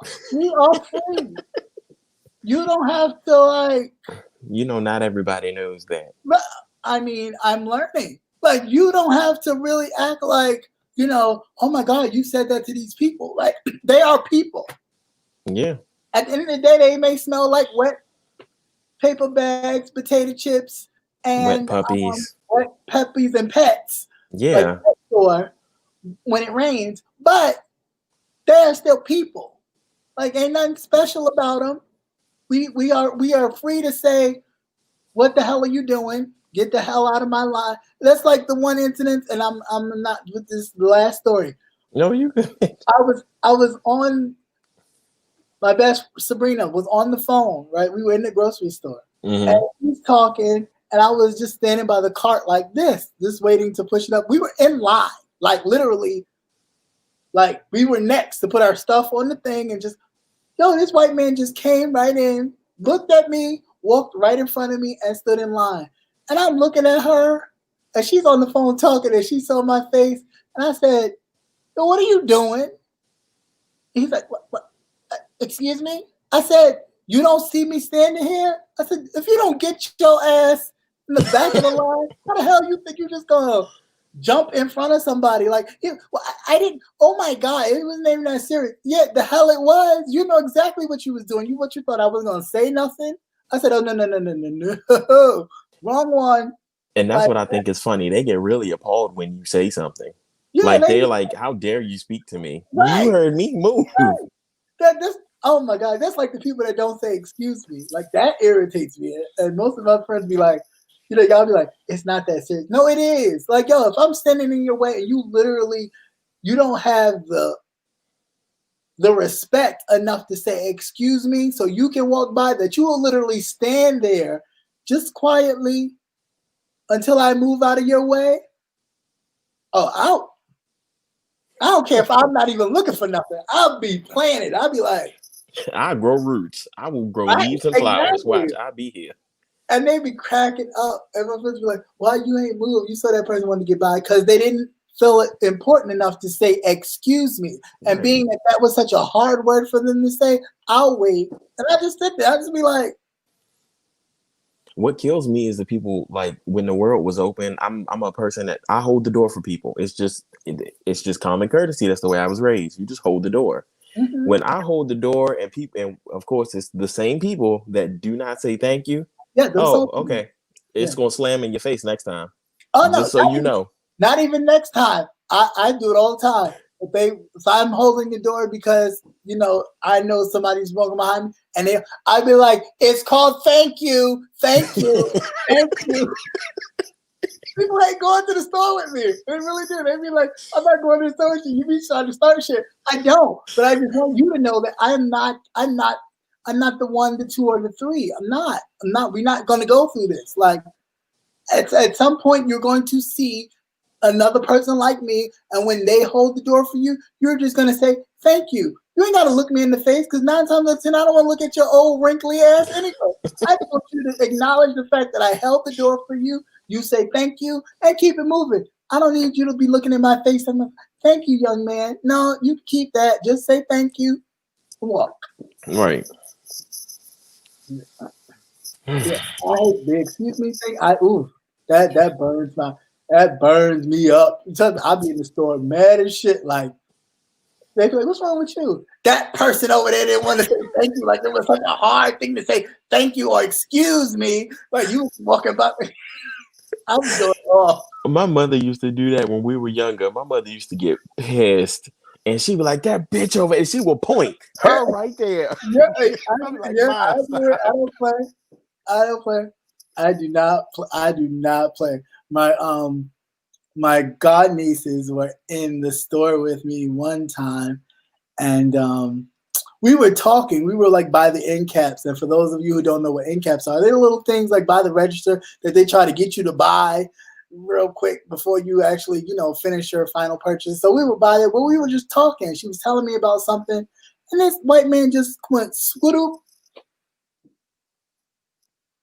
I said, "What the hell are you doing?" And she just walked away like, "Oh my god!" Like she got so nervous. I said, "What the hell are you doing, sir?" "Well, I didn't know you was online." I said, "You didn't ask either. Like clearly we were online. What the hell is wrong with you? Like who does that?" I said, "So fucking rude. Like what kind of place is that?" And they were just like shaking their head at me, like, "There you go again." I can't. I cannot help it. It's bad. It's bad. I can't. I don't blame you. I don't blame you. I can't. And everybody can get it, but it's just typically where I live, they get it more than anything. I get it. They get it. But yeah. Hey, welcome, Travis. What's going on, sir? Nice to see you. And welcome to everybody who just popped in. We were just shooting the shit because I was really about to go not too long ago. But it's always cool to just hang out a little bit. Deal with politics and wellness. More. It was a little more wellness on this side. I opened up with some wellness. I did because it was heavy on my heart a little bit. Heavy So on the spirit. I was glad I got my got my little therapy session out. Did you see the last Tyler Perry play he did? The last Medea Last Call or something like that. I can't remember the name of it. I haven't seen it. He said it's on BET Plus, but he made a good point. He said You said it's on White People Plus? What? I said he made a good point. No, you said it's on White BET People Plus. White Bye. People. I'm not doing it. And what were you saying about the But he said people always messing up their lives because they're too busy trying to look behind them. If you look forward, and pretty much what you were saying, look towards your goals and you'll get to where you need to go. And he said there's a reason that the rear view mirror is smaller than the windshield. And I'm like, well, I'll be damned. Yeah, I mean, yeah, like you can't, like you really can't. Like, I mean, I get it. It will be frustrating. Like, really, if I paid attention or really even cared about all the subscribers and super chats and cash apps that other people get that I don't get, or the viewership, just the viewership alone, I would be like, you know what? And no offense, I'll be like, fuck this shit. It ain't worth it. But that's not my goal. That's not my purpose. And if that's your goal and that's your purpose, then you need to rework what you're doing. You know what I'm saying? Like you need to rework what you're doing. Then be like, well, if that's my purpose and point in doing this, then cool. Then work it around. Hey, I'm just here to get some money. So like, anybody want to give me some money? You know what I'm saying? Like then you kind of, but you can't be mad at people who get support from the people they get support from. That's their people. They're going to get support whether they do whatever. I mean, 9 times out of 10, a lot of times these people lie and they still get support. So what difference does it make? Don't beat yourself up. You continue to do what you have to do. Stay in your damn lane. And when people support you, they will support you.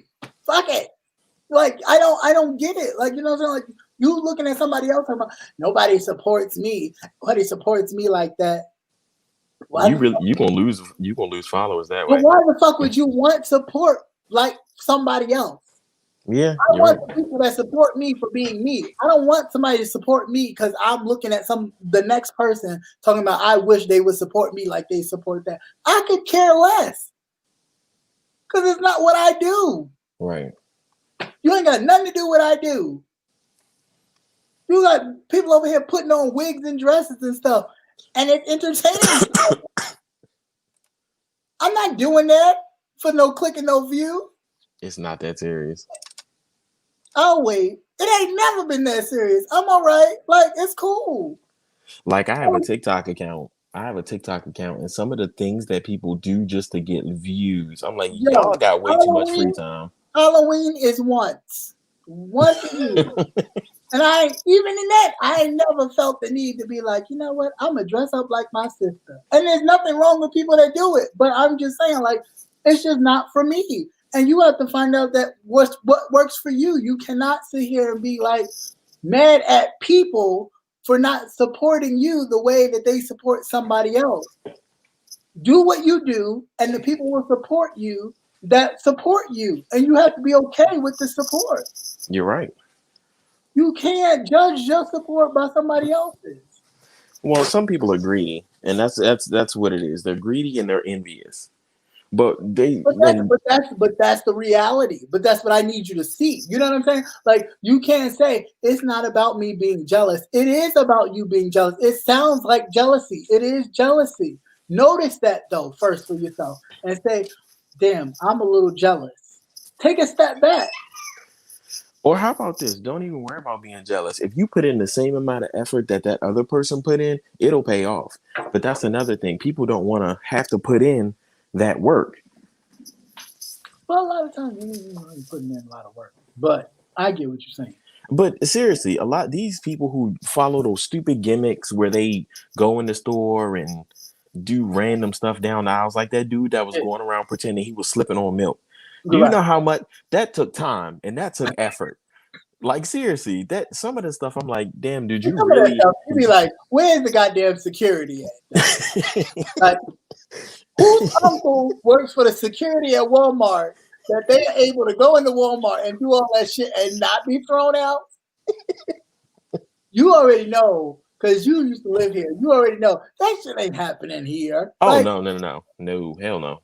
that's what I'm Mm-mm. saying. Somebody uncle work in the store, somebody aunt work in the store where they be like, "Oh, just let him. He's doing this for what you call it. We'll clean it up. Or I'll stay extra. I'll do a double." You know what I'm saying? To where in which they're able to do that kind of gimmicky stuff and really not get, the weight of you are never allowed to come in here Right. ever again. Here's your picture. Like But the you know truth that is, honestly, they probably work for Walmart, and they like, look, let that me. They probably too. talk to their boss and be like, hey, give That me like 10 too. minutes, and I'm gonna go do something. I pay for the That milk, too. but Right. Right. That too. And then, oh, we can get the store. We can get the store more traffic, and through the right. big, stuff. But But most of the time, I see people because now I'm starting to pay more yeah, attention to YouTube since I'm the plus one. So somebody you catch a fly. TCB said, "Did you just catch a fly, Antonio?" I guess it did. yes, I did actually. Oh, I look at caught you. it and I got up to clean my hand off because it was blood on my hand. But but yeah, a lot of the And YouTubers that I do see, a lot of the YouTubers that I do see on here that aren't getting the traction that they want, it's just like you I don't know, maybe you're not following the right topics. Like if you want to be famous, you know what to do. You gotta stay with the mess. You gotta like well, there's not a lot of people know that. But then too, you got a network though, and you have to go sometimes outside of your. So let me be very, and I'm going to be as transparent as I can.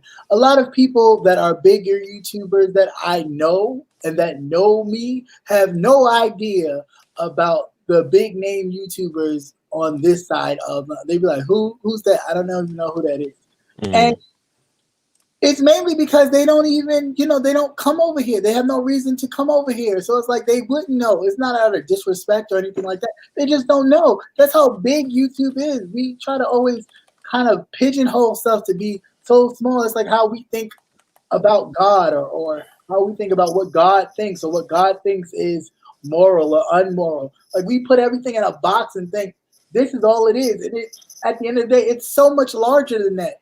YouTube is large enough to not know who somebody else is because it's really that many mofos that have other things going on yeah. that wouldn't know. I don't even know who that is. I got to check that out. So it's possible. It is possible, and not alone that YouTube. Because I know personally, if they don't want your stuff to get out for whatever reason, don't worry about it. It won't go nowhere. It'll go to the only people that it's meant to go to, and then that's it. There So, was one I've been trying to find more chats that talk about stuff like we do on the nightcap. I mm, mean more channels. And I mm, actually can't find that many. I found I found one because my friend knew the girl and told Mhm. me to go follow her. But just Uh-huh. searching it, you're Right. not gonna find that much. And I'm like, is that because of the algorithm or is this really not out there? But I'm like, it's out there. I just gotta search the right thing. Yeah, but it's how they set it up. If something is too, if something is too political or too whatever, as long as and then again, it's all who is delivering the politics, and that's true too. It's who's delivering the politics. If you have you know a black person, sometimes a lot of times delivering the politics, you ain't gonna really get it. But you know, if you looking like what they expect somebody talking about politics to look like, oh yeah, they'll throw you out there. You could talk about even if you are talking against the establishment or against what they have going on, they still let you rock. So, Shit, look at Christian Walker. He getting so much damn hype right now and it's ridiculous. All because he's for the Republican side. yeah, I, I mean, again, and that's and that's temporary. But then again, too, you just use as the poster boy. It'll be like, oh look, see, we have people, black people on our or mixed people on our side. but that's just like saying I'm not racist. I had 7 black people over my house. You counted them. You know, Exactly, exactly. you You know how many of them? exactly. You know exactly how many. I Right? can't tell you how many friends I have, and I've known them for years. Because who's really counting? Right. Because when you counting, you ain't really about that life. You like, yeah. Like, nope, no It's more like, than 6. it's No, like, no, no. right. It's like Mm-mm. it's like you counting for a Corona gathering. Nope, you got to go home. Too many. I'm over the limit. It's already 2 people. Right. 6. So it's only 4 of you guys. 4. 1, 2, 3, 4. Right. We don't want to scare my neighbors. Just 4. No, no, no. It's okay, Susie. Put the phone down. It's all Wait, right. wait, wait, wait. Who drove with whom? Because there's too many cars. It's an extra car. It's gonna make somebody nervous. Like, oh, that's my Uber. Oh well, tell him to leave right now. Right. You gotta go. Because there's 5 cars out there, and it's making people nervous. My Oh neighbors my are calling. God. My They neighbors are calling. I wonder if that's really how they do. What? I Oh, let me tell. Yeah, yeah. What? They like this. 1, 2, 3, 4, 5.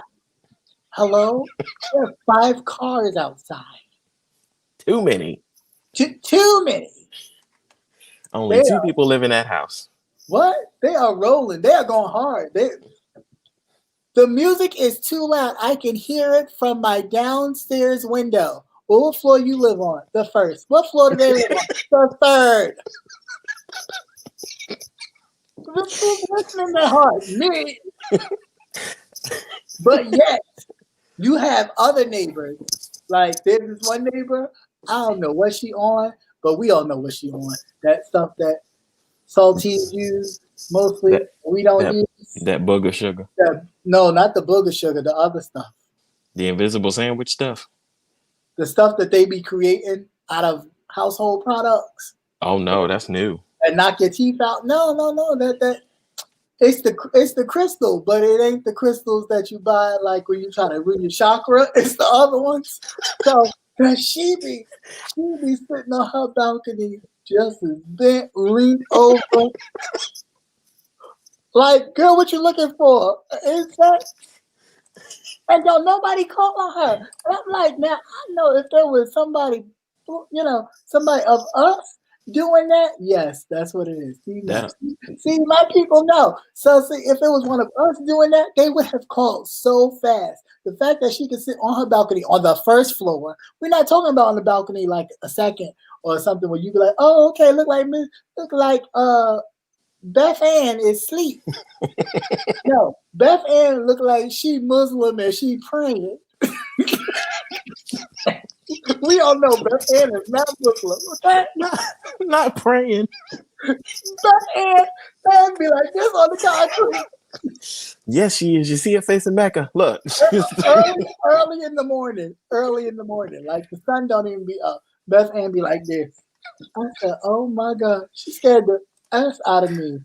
I was Oh going my out there. I God. said, oh, the hell is going on? I said, wow, is Mm-mm. this really what we're doing? Like, I tell you. And I said, any on this side of town, oh my God, on this side of town, Lord Jesus, I had to clutch had to my clutch your pearls. pearls. Yes, I had to be white like them, like for a minute. I do not want this type of garbage in my neighborhood. Oh my God. Y'all don't let Beth Ann in here? Jesus Christ. What is the world coming to? Mm-mm. Yeah, it's just crazy. Them people, they be Like, on. does anybody else smell burning glass in here? Who in here melting down? Who in here that smell like they done burst the plastic? Somebody smell like they done burst the plastic. With Y'all making pottery? What is that smell? with Ned tooth in your mouth, nothing but memories. Just straight. I remember when I had a tooth. So does your mouth. So does your mouth. God damn. Just straight up, just gone. But yeah, I don't know. I don't know. They can have that. Mm-mm. They can. They sure can. They could keep it. Just how they made it. They could keep it. Cause back then, I can't. I can't. Yeah, I was so like, I was stunned. No joke. I was like, the fuck is she doing? She literally, it was like a pow. I was like, but she didn't fall over. She was still like, still in the seat. She was still in the little chair she was sitting in, but her head was like on the concrete. I was Damn, she flexible. She all right. like, damn, you ain't tipped over yet. That must be some good shit to keep your balance and everything. You just be like, Like, I'm just real focused. Just right. focused. Be like, Dad, we ain't even in Mecca, and I see white Muslims. Good God, I feel like Malcolm. Yeah, so like, Y'all all not. Look, I was supposed to be like, y'all all not white devils. Look at that. Y'all all not white devils. we're gonna call you Milk of Magnesia. That's your Right, new name. right. Yeah, I was like, are you okay? Becky, are you okay? Oh, she was all right. she Yeah, was she was. She was she was good. done, done. She was done. Oh, Oh, you got turned on me. Okay, there. my bad. Sorry, I'm No, you finally got. off work. All right. Oh, well, thank you for joining me in your working. No, you're fine. You're fine. But Oh, yeah, that was it. I can't with the oh, not the map. Oh, we in the map room. the living room. Yeah. We in the map room. Not. I'm mad at Conscious for coming for me talking about that third grade ass man. Like, hold up, Right. sir. As he had the throw rug on his wall. I've been meaning to ask him. Is that like an old tapestry or something? Yeah, it probably is a tapestry. A little area rug. Mm. I like the way it feels. Give me 1 second. I'm gonna switch over to my computer. Sure, I'll knock you down. Just pop back in when you. Yep. Do. Hey everyone, thank you for hanging out still and hanging out with us. I appreciate it. He's gonna come right back, and we're staying for like a couple minutes more, and then I'll go because I know I've held you guys for a long time, um, being silly and goofy, but it's all good. You know, sometimes you gotta relax, relate, and release, and do something different. And it's always good. We don't see each other often because he's in a different state now, so we usually cut up and do all this kind of stuff on FaceTime. So this is like our FaceTime conversations when you guys aren't around. This is how we are. But yeah, I was just totally like, girl, can somebody help her? Because I wasn't. I ain't touching you. I'm not even tapping you. I don't know what that's like. You wake up and then you think somebody attacking you. I don't know what she was dreaming about or what had her gone that bad to where she was kissing the concrete. But at first I thought she was praying. I was like, it's a white Muslim. But no, she was high as Cooter Brown. And that's fine. You know, that's fine. Becky can get high if she needs to. Good for Becky. It's too much BS. It's good to laugh. Yes, it is. It is great to laugh. Laughing is good for the spirit. Can I post the link again? Maybe I can. Maybe I cannot.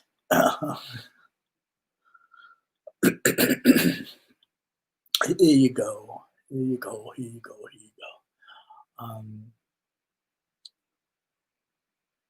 Yeah, I've never helped. That's right, Linty. I've never helped one I encountered either. And I so my very first one was on the subway train in New York City. And I mean, this man, and he had a bowl of like, I guess the ramen noodles soup in one hand, and he did not spill a drop. I mean, he was literally like touching the subway floor, and the soup was still in his hand, and nothing spilled. I said, "Well, goddamn." Goddamn. Yeah, this election year, people do need to laugh. It's been a hoot, and it's definitely been a hoot. Him trying to take away thousands of votes from Black folks because he feel like Black people, you know, they did the wrong decision for not voting for him. And since they didn't vote for him, their votes shouldn't count, which is crazy. All right, hey, Matt, man. I be forgetting this thing is so close. Like, ooh. Up close and personal. Go get me some of that Johnson & Johnson vaccine. Get these wrinkles out. If you want to look if you want to look cast and sharp, get yourself some Johnson. I'm sorry, that's funny as hell to me. Like, damn, it's getting beautiful.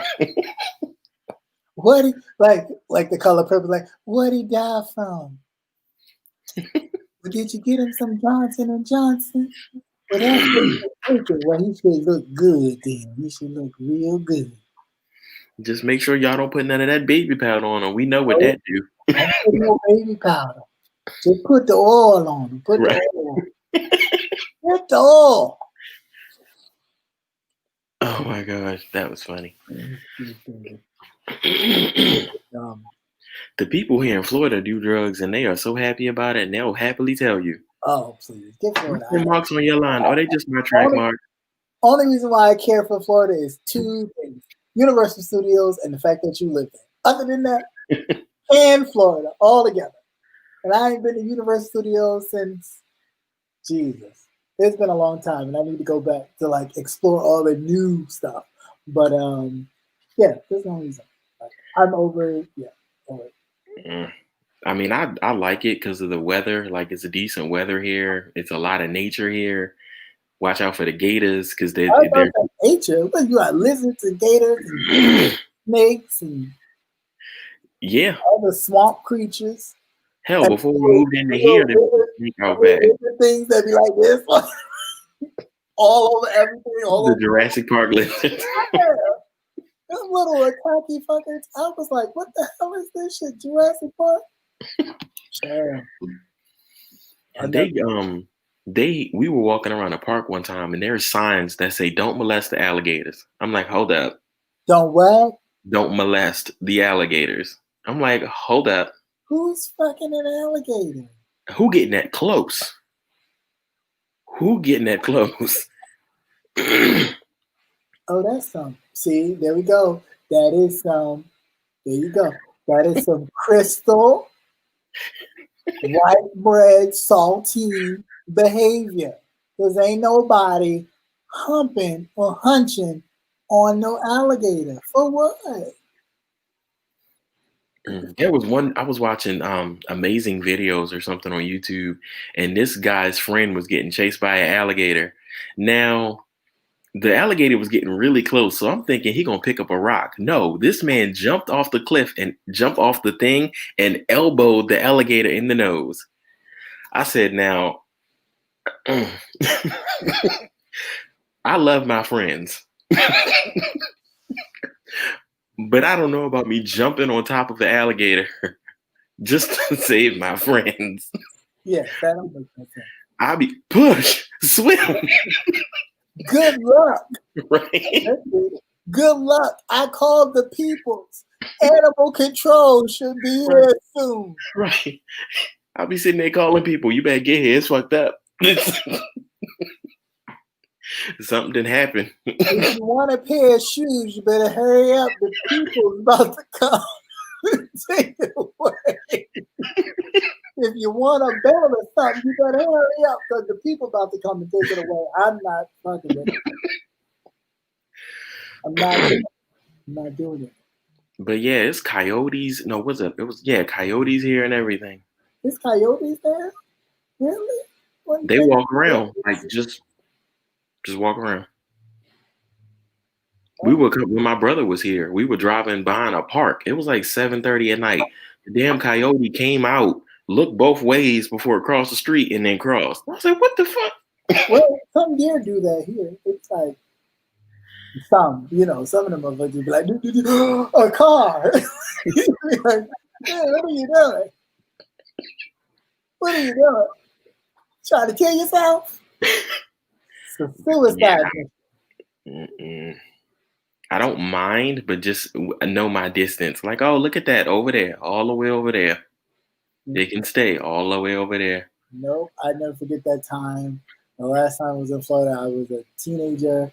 My mother did a Florida Disney trip thing yet again. I was like, okay, cool. I'm a young teenager, though. I was like, oh, this will be fun. And my little cousin wound up going, and he tried to do a backflip off the pool and nicked his head. We had to take him to the emergency room. Yeah. Yeah. Talk about the little thingies all on the wall. Like, what the fuck is this? I'm ready to go.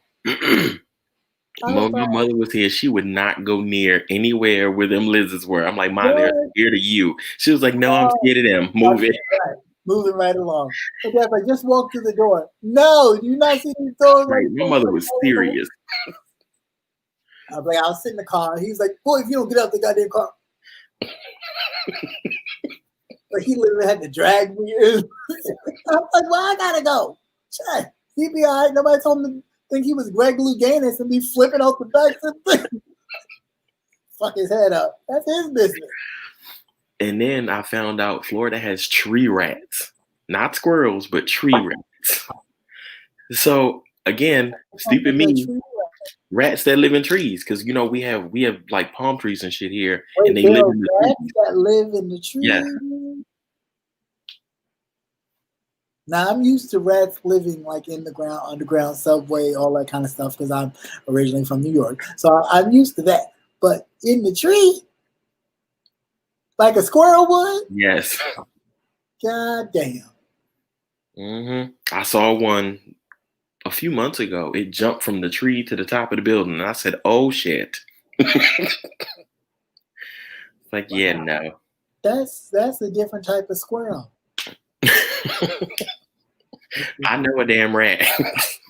I'm sure that's a different type of squirrel. I mean, just a few years ago, I finally saw a black squirrel. I was really like, yo, what up, brother? Black squirrels are pretty. You don't see them often, but they're pretty. I felt very prideful. Like, yeah, right. That's a brother or a sister right there. Go ahead, girl, sir. Rock your blackness. But I've repeated this story a million times. I was surprised to see wild peacocks here. They just have peacocks in areas that just live. Wild like ones? I was, huh? Wild ones, you said? Yeah, just wild peacocks. They just be sitting on people's lawns, making noises with their big ass tails. And I'm like, okay, that's some new shit to me. Because I'm a Baltimore born and raised. I only saw a peacock at the zoo. Not on somebody's lawn. He's dumb. I'm not what you need. Talking about something we got crackheads and bed bugs. That is not always true. Not everywhere in that area. You have crackheads and bed bugs. And women with pocketbooks. Crackheads and bed bugs. I can't. They do have pretty feathers. Yeah, they do. Mm-hmm. It was like 5 of them. Not 5. That's a lot. I miss black squirrels in Maryland. Yeah, black squirrels are in Maryland. Yeah, mm-hmm. Yeah. First time I seen one, I was like, oh snap! It's like, oh, Oh, if you do come down here, watch out for sandhill cranes. They're like 4 foot tall and they're red and white and they will attack you where they be at? around Florida. No, like where? Like the I beach. haven't seen one. I haven't seen any in this area, but they have them. Okay, so I just need to know, just in case I come to your area, so you be like, oh, they be around the beach area. We're not going to the beach. No, they're not at the beach. I'll be like, we can Oh, go. okay. I'm on the boardwalk. Oh, I'm not going. speaking of that, again, when my mother was here, And I ain't going to Corona, so that's okay. Go ahead. my mother was here, and there were little fish in the water. The fish were like this big, and she was like, "I'm not going near it." I said, "Okay, fine, whatever."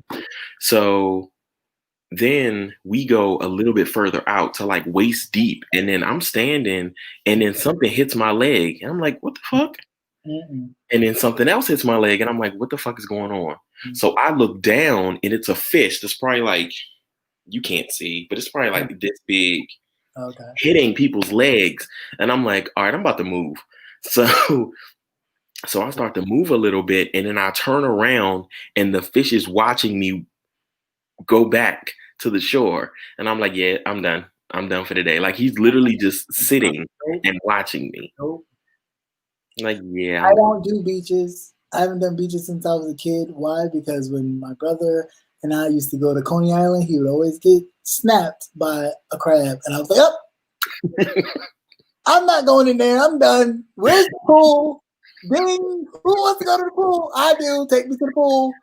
I do pools where I can see shit, and yeah, I don't even stay that long because people like to piss and shit in the pool. I don't even, like, ooh, okay, this is cool. I'm out. But yeah, beaches, I don't like, because I don't know what's in there, and things could just be like, hey, how you doing? Nah, you would think Shit, that one time we were in Miami and saw the damn jellyfish. We were good until the guy warned us. We were playing in the water, and then we came out to dry off or whatever, and he was like, "Oh, when y'all go out, beware of jellyfish. They look like plastic bags floating in the water." We're like, "All right, yeah, whatever." So then we go back out, and then we look over, and we're like, that looked like a plastic bag. Right. The thing was probably like this big, like a white plastic bag, literally Hell swinging. no. And I'm like, oh hell no. Nope. Time to go. Nope. I ain't doing it. Nobody gonna pee on me today. I ain't doing it. I ain't doing it. I am horrible, and I'll admit it. With every bit of man in me, I'm horrible around bugs, spiders, anything. I don't do nope. I don't even like people a lot of the time. But I don't do bugs at all. Crawly things, swimming things. Nope. We good. I need to see all people like, oh, let's go snorkeling. How clear is the water? If I can look down and see what's in it, I might.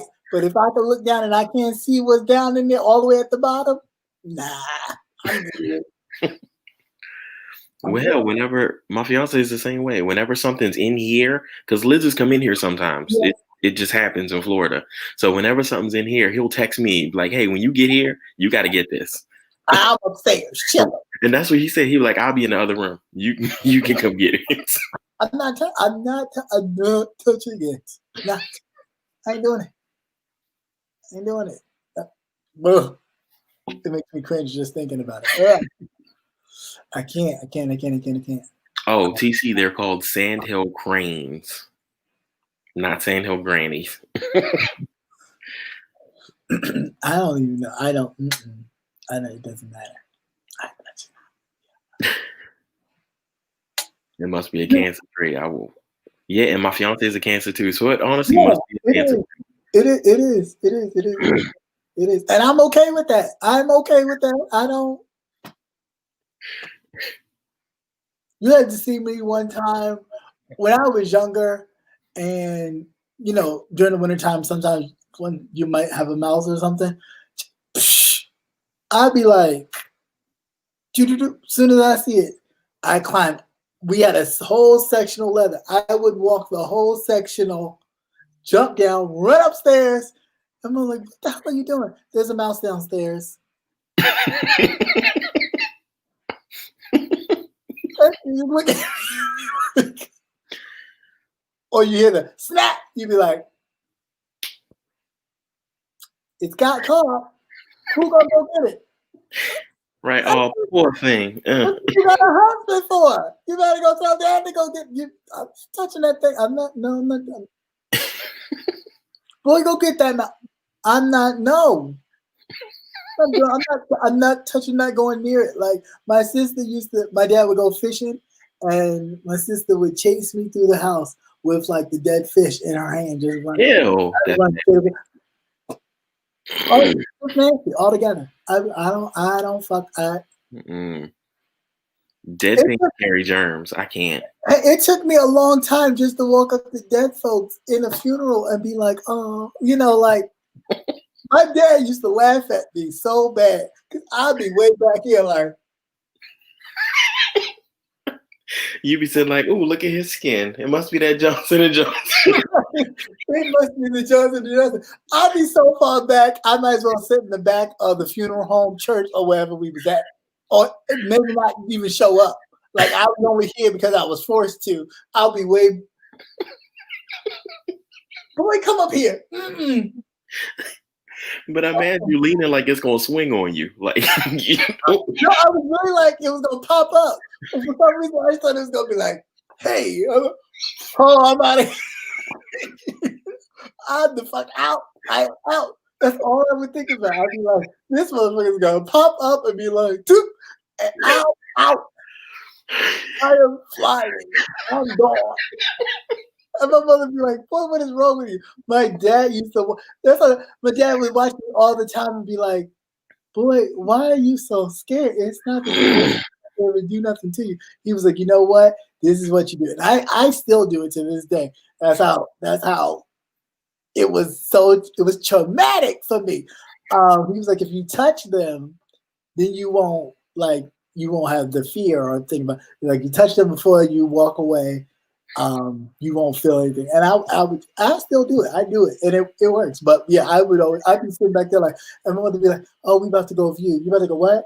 I'm fine. She's like, "No, we're going up." "No, I'm fine." "Boy, if you don't get your ass up here," I'll be like, "Okay," and I'll be way back here. And she'd be, "Get over here." I see them. Yeah. I knew what they looked like when they was alive. I'm good. No. I remember. But yeah, I was really bad.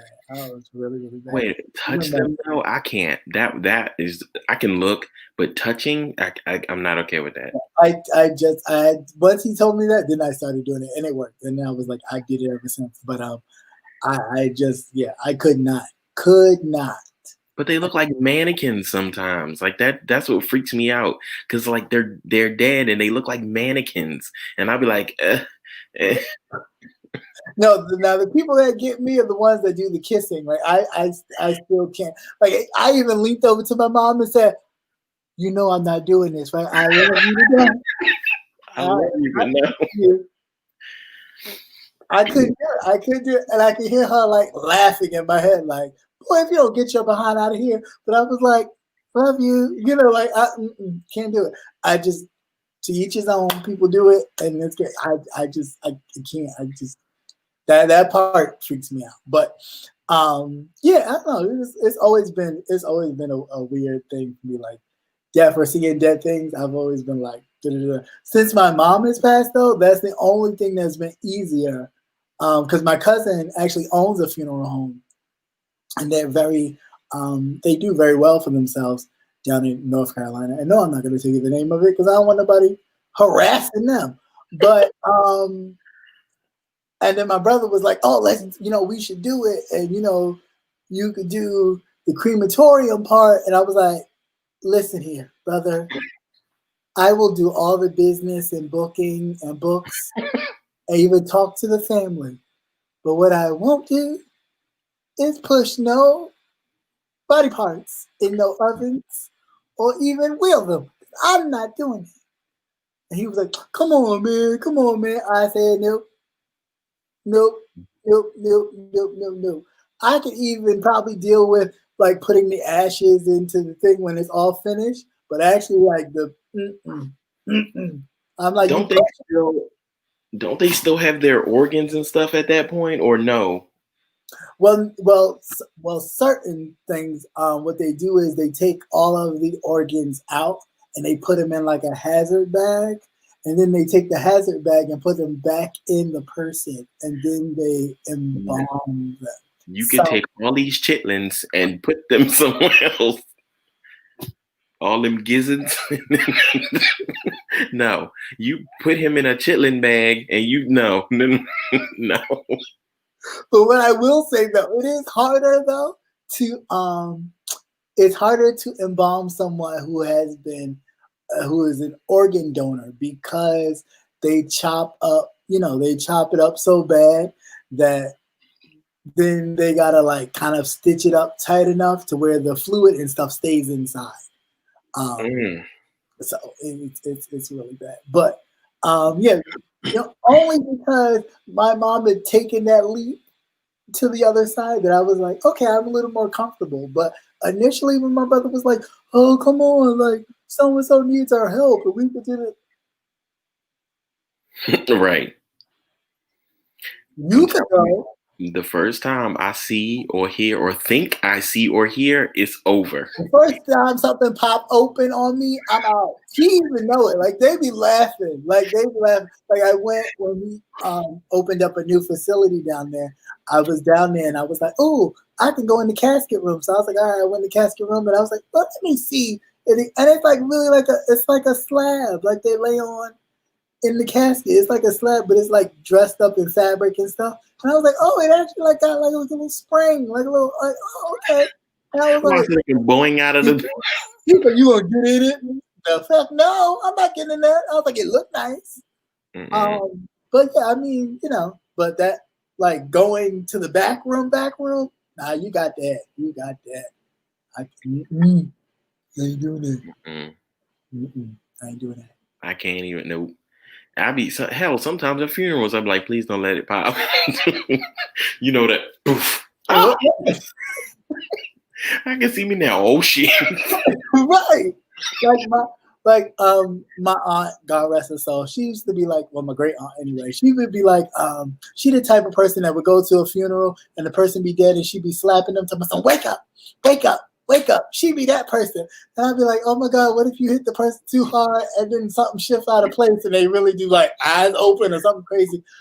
I used to be like, no, don't do that. Like, why is she doing that? And my grandma always be like, go get her. And I'd be like, why I gotta go get her? We got an aunt like that. My great aunt is like that. We know every funeral, she gonna all out. So we be waiting. I know that's not funny, but we be waiting. Cause no, I don't wait. I already know she's gonna do it. She's gonna have some liquor in her and she gonna get up there and she gonna, wake up, wake up, wake up, wake up. Come on, wake up. You be like, sit your ass down. Do you remember how Martin, when he was playing his mother, was at the funeral? Yeah. That's how my aunt be. She'll get to the casket and then start sliding back. Yeah, and she'll start shaking, and we be like, "Oh God!" She started throwing herself on the casket. Yeah, she be all up in it. She be all screaming, "Take me with you!" And my grandmother, all I remember, my grandmother every time she nudged me, "Go get her, go get your aunt." And I'm like, "That's your sister. You go get her." Then I would get in trouble. And then I'd be like, looking at her like, okay. But what killed me is you ain't even like them when they was alive. Why do you care now? They be so heartbroken. Oh, I can't believe what you think.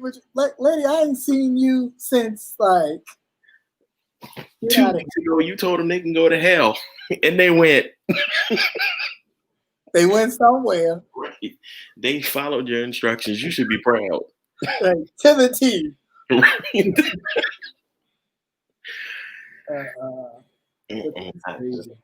can't. That is crazy. But yeah. All right. So yeah, we've been on here for too long. But it's been fun. Thank you so much, guys, for hanging out, sticking it out with us. Everybody be safe. If I don't see you, which I'm sure I will, because of course Thursday, there is the gentleman's panel that will be on Conscious TV's channel. So please make sure that you head over to Conscious TV. And if you're not a subscriber of his, please make sure that you make your way over there, because he definitely does have content and insight that is definitely something that I'm sure a lot of you, because if you watch me, you will definitely like him. Is insightful and different, even with the different choices of hair color. He definitely delivers different content, which is always great. But the gentleman's panel will be in Conscious TV's channel, so make sure you head over there. And also, of course, noontime is the right time for the rundown, which is where I do my live chat, not video, but chat. Talk, and we can kind of talk over the stories that's going on in the world today. So at least you're up to date on what you should know, what's going on in politics, entertainment news, sometimes weather, depending on if it's bad enough.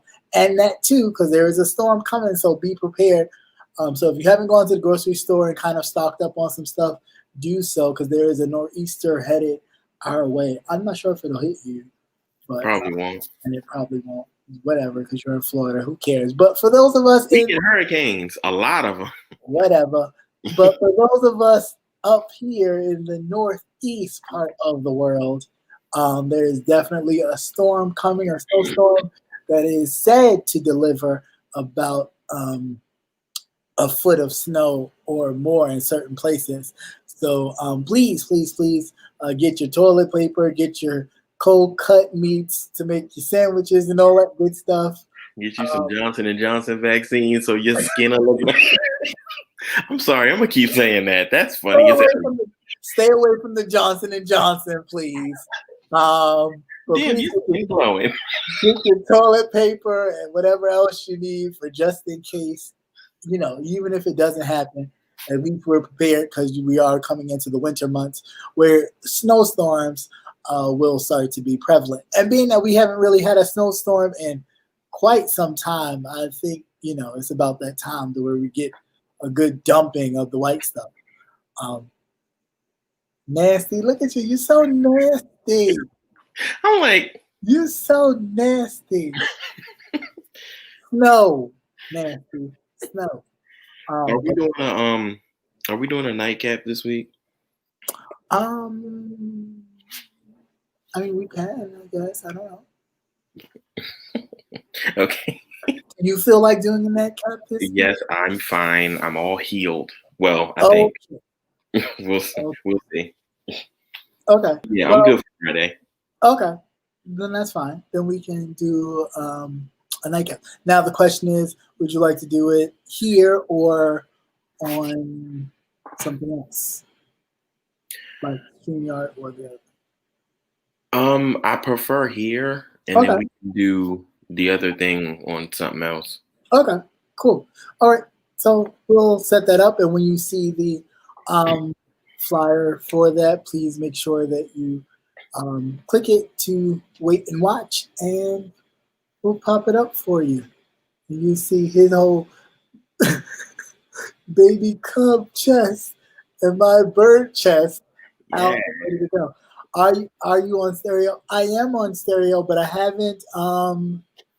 not done any content yet, but I am on stereo. It is Cap Christian, of course. So if you are on stereo, you can add me, and but I do plan on doing probably an after the rundown kind of thing. So if you want to talk about what happened on the rundown, I probably will start doing that, and just other stuff where we can really talk and you can get to know me, Christian, and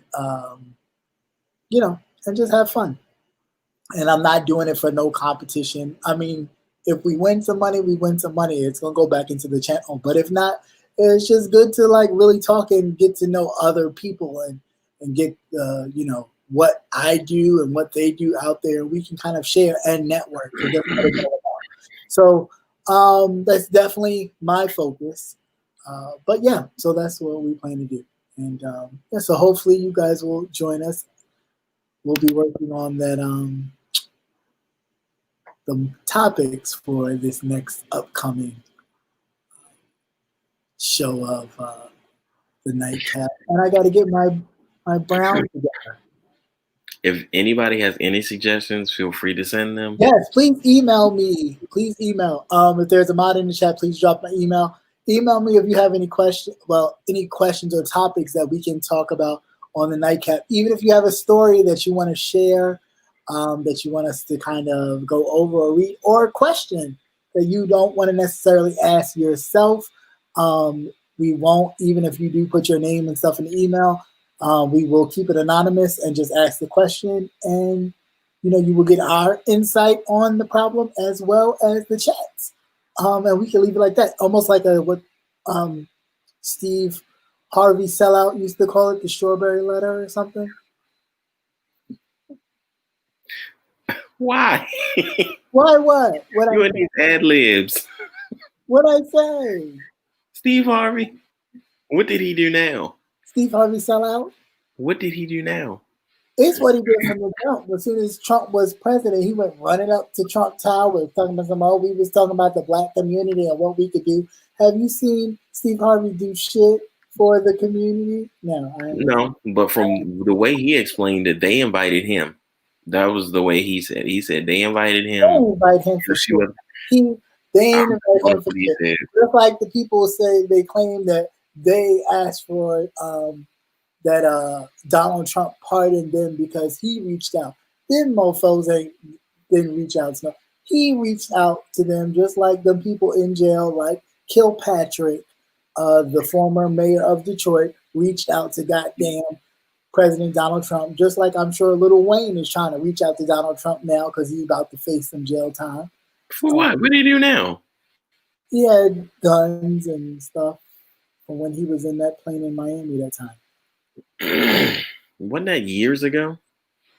Yeah, but I think he got caught again, which violated his parole.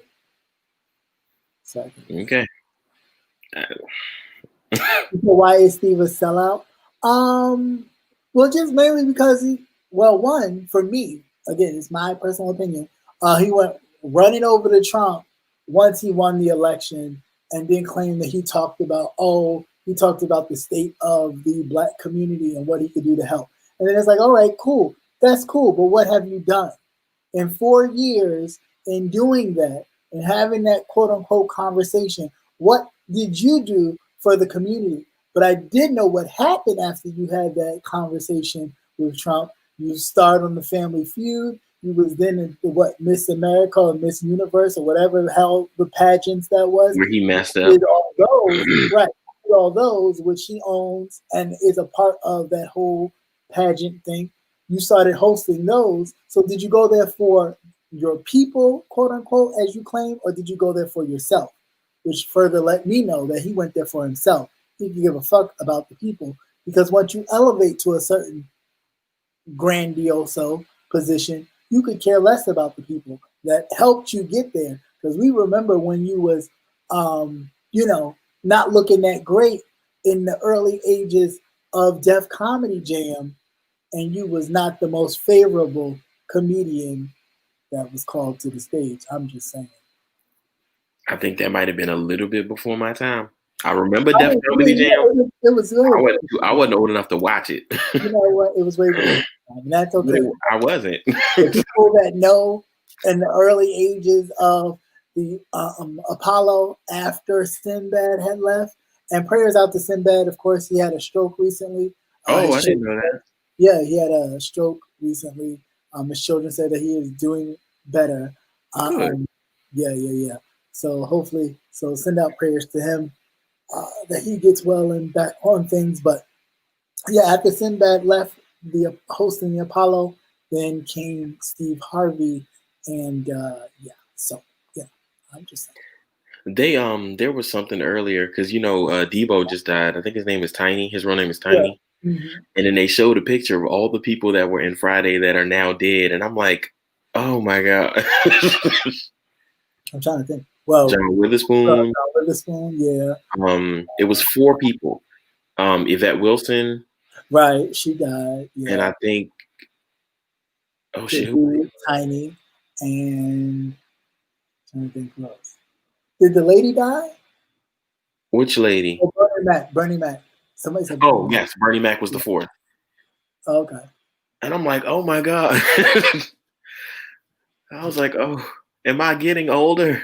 Like, Yeah. Yeah, definitely. that's sad. It's sad. Yeah. I'm sorry. Nothing hurt like T'Challa though. When Yeah, Chadwick Boseman, that hurt. that was a shock. Yeah, that was. I feel like I lost Superman. I was like, oh my gosh, that really hurt. I didn't What even was really sad was the children making, their makeshift funerals for him. That was know. that was touching. That was touching. But their little characters on their figures. Kobe hit home too, because I'm like, oh. Yeah, Kobe was that was like, wow. That was like, I wasn't expecting that. That was like how I felt with Aaliyah. See, even granted, I liked Aaliyah, but she wasn't my favoriteest artist. She was a good artist. Don't get me wrong. But as I've gotten older, I've appreciated her music more than when I was younger. Yeah. Yeah, I heard that too, Nate. That they were thinking about making that. The studio said that they were not looking to reintroduce a new Black Panther, that they were probably going to pass it on, and they were looking to possibly making his sister's character the new mantle for Black Panther. She was the Black Panther in the comics. I believe she took it for a little while. I don't know. I have to go back and look.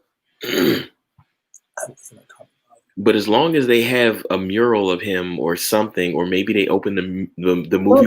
Well, they'll probably do like a digital thing. I'm sure, like they did the dude from what's that? From Fast and the Furious. Yeah, that's that one. Yeah. Paul Walker. Yeah. Okay. So Nate said in the comics his sister does take. That's what I thought. Okay. So it really wouldn't be too far fetched. Okay. So I didn't follow it too much. So okay, that's cool. Yeah, they can open the movie with the funeral for T'Challa, and then have Shuri taking over from there. And I'm like, okay, I got it. That is true. That is cool. That will be different. But yeah, I was just like, wow. Yeah. And a lot of people have passed. Even the can't think of her name, but the one actress, she was in The Help. She was one of the older maids. And she's done some other stuff in Hollywood. She has recently passed. We're losing a lot of great legends. And Natalie Reed. Yeah, I know. Oh my God. I remember her from Cinderella with the Brandy one. Oh, she was in that. Yeah. I forgot about that. People always be like, "Oh, she was in Babs." I was like, I did not like Babs. I mean, I'm sorry. I like Babs. Babs is funny. I don't like Babs. Living large and taking charge, big boy. That movie was funny. You know what? I think because when I looked at Babs, the brief part that I've seen it reminded me of and this is telling my age a little bit, but Disorderlies with the Fat Boys. And that's what it reminded me of. It just reminded me of a female version of the Disorderlies. And I just couldn't get into it. I was like, this has already been done, where, these underprivileged people kind of go into taking care of this older white man with a whole bunch of money and show him how to live. So used to living in these means and not being surrounded by people. And it's like, well, this is how we live with, little or nothing. We make it seem like everything, and changes his whole life. Then he winds up dying. And then they, you know what I'm saying? So it was just like, girl, it's already been done. So I don't know. Maybe that was my whole disconnect from it, but I haven't fully seen Babs. I was just looking at it like, all right, I've seen this before. Well, maybe go back and watch it. That's pretty much the same storyline as Babs, though. Yeah, but the Disorderlies is the same thing, and I like the Disorderlies. That was the first one that I was introduced to, so I was like, you will not disrespect the Disorderlies. The Fat Boys are back. First of all, I am not disrespecting the Disorderlies. I'm just saying that the Disorderlies, that's the movie I saw first that I liked, and then when I saw Babs, it reminded me of the Disorderlies. Like, okay, I've already seen this movie, so I know what's going to happen. But I like the Disorderlies far better than Peps. But I did like her, the actress that passed away. And they said she was in Set It Off, but I don't remember. I don't remember that either. I don't remember that part, but I did hear that she was in Set It Off. And yeah, but I remember her mostly in Cinderella with. Wasn't she one of the sisters? Yeah, she was. Mm-hmm. Yep, she sure was. When they tried to make it that multicultural kind of Cinderella. Yeah, with the white father and the black mother, and yes, with the Thai prince and yeah, y'all really going for it, aren't you? Yeah, and the white and gay king. Really, just reaching for the stars. Reaching. Everybody had a job that day. Everybody. Yeah, that's what I was saying, TC. Yeah, they took care of in the Disorderlies, they took care of a white man, a rich white man, and he wound up, finding that they live this fun life. I don't remember. I think the older man died later on, I think, but maybe not. But I know in Baps, he wound up passing, but they kind of did the same thing.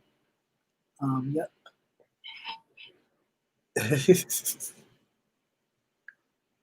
And I really just watched Cinderella, not even for Brandy, but for Whitney Houston. Impossible. Right, exactly. Impossible. Stop, because I'm about to go look it up right now. Fire, here I come. So anyway. That's fine. I'm going to go listen to Be Prepared from the Lion King. Be in this room. Yeah, right. As you take your, what you call it for men? My Pure for Men. Your Pure for Men. You got to clean yourself like a whistle. Oh, shit. I need a message, YB. That was funny as hell. This is brought to you by Pure for Men. This is brought to you by Pure for Men. This is also brought to you by Pure for Men. I said, if you don't stop with the goddamn Pure for Men, this is not about that. I'm going to get a check today. Oh, thank you so much, Virginia Redbone. I will give you a little piece of the shout out. Thank you so much for being here forever for your YouTube view. I don't know who it is. You're talking about me. I'm playing. I know you're talking about me. That's okay. That's fine. Thank you. Well, damn. Appreciate it. What? Am I not supposed to know that? I'm sorry. I forgot I'm the +1. That's okay. That was funny too. He was like, these content creators, and he just pointed. And him. Right. What he does. I was like, well, we do the nightcap together, so you kind of like, That's fine. That is completely fine. I enjoy the +1. I don't want YouTube to become an obligation, and that's what I'm trying to avoid. But because once you start, you kind of do have to keep some kind of consistency, or else it's like, well, what's the point? Yeah. Well, thank you. He or she said she'll do too. They, them. They, them, he, she. They, them, he, she. Yes. And you are, the goals. And so are you guys. Don't leave you guys out. Everybody in the chat is the goals. If you want to pop on and say something, I just ask always that you be respectful. I mean, you could have a difference of opinion. You just can't be like some piranha teeth individuals who are going to really sit there and try to call. Did I miss something? Who? Did I miss something? You freeze. You froze. No, some piranha teeth individuals who don't like to, who like to just say what they want to say and think you're gonna come on the channel and just say what you want. It's like, no, you can have that difference of opinion, but please have it backed up by some sort of fact. Like if I ask you, well, why? Oh, because I don't. Because she's incarcerated. Like, okay, prove it. Just like the rest of these white mofos have incarcerated a lot of black folks. But piranha teeth, I can't help you. But you're welcome to come back if you like, piranha. But you don't do that. Nice to know you're making friends. You said who? I said, nice to know you're making friends. Yeah, I always like to make friends. I like to make friends. It's okay, and it's okay to disagree. But you ain't gonna come over here like, and then like sometimes he'll pop into the gentleman's panel, and then want to call me disparaging names and like, oh, he's a bitch, and it's like, really, like, really, you waited a whole week to come up on somebody else's channel on a Thursday to put that in the In the comments. comments or actually like physically No, there? in the comments. In the comments. Oh, well, you in the comments, no, I'm good. In the comments. Of course, I mean, too much of a booger in the face to really, put yourself on camera.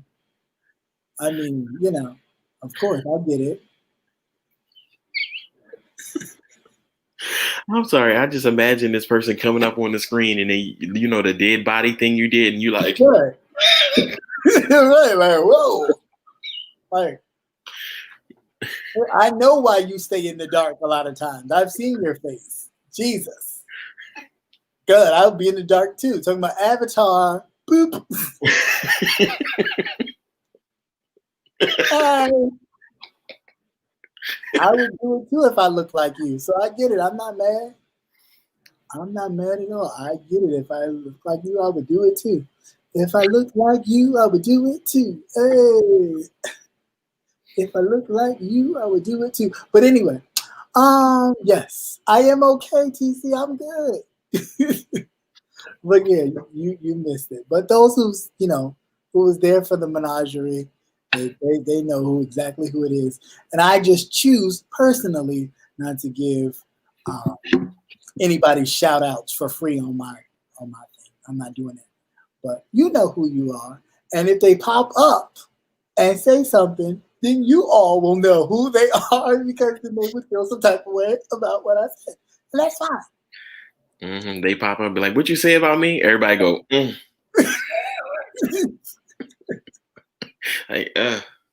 Like, if I was you, I would put the avatar up too. Hey, because you is ugly.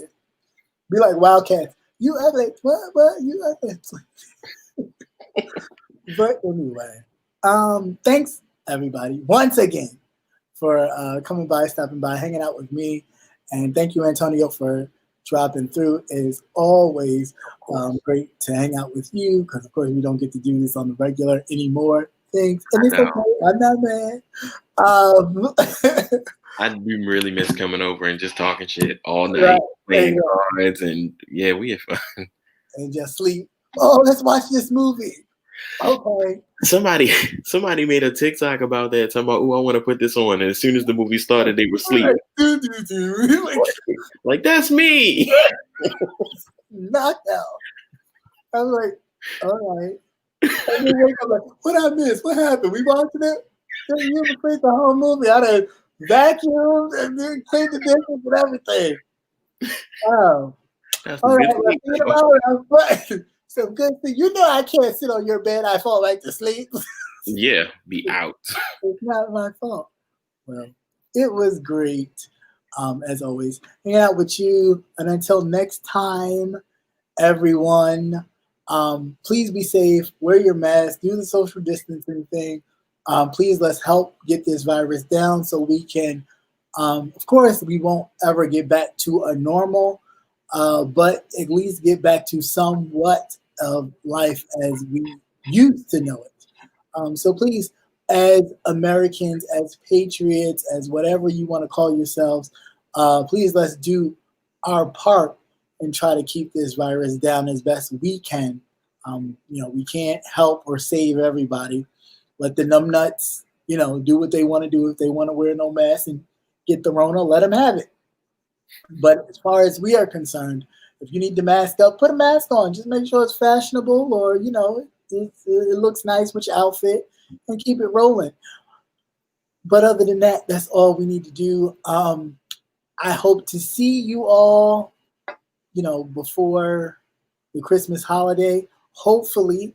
But if I don't, for whatever reason, God forbid, I wish you all a merry, blessed Christmas and a most fabulous new year. And I hope that everything that your heart desires, God will grant you on this coming new year and beyond.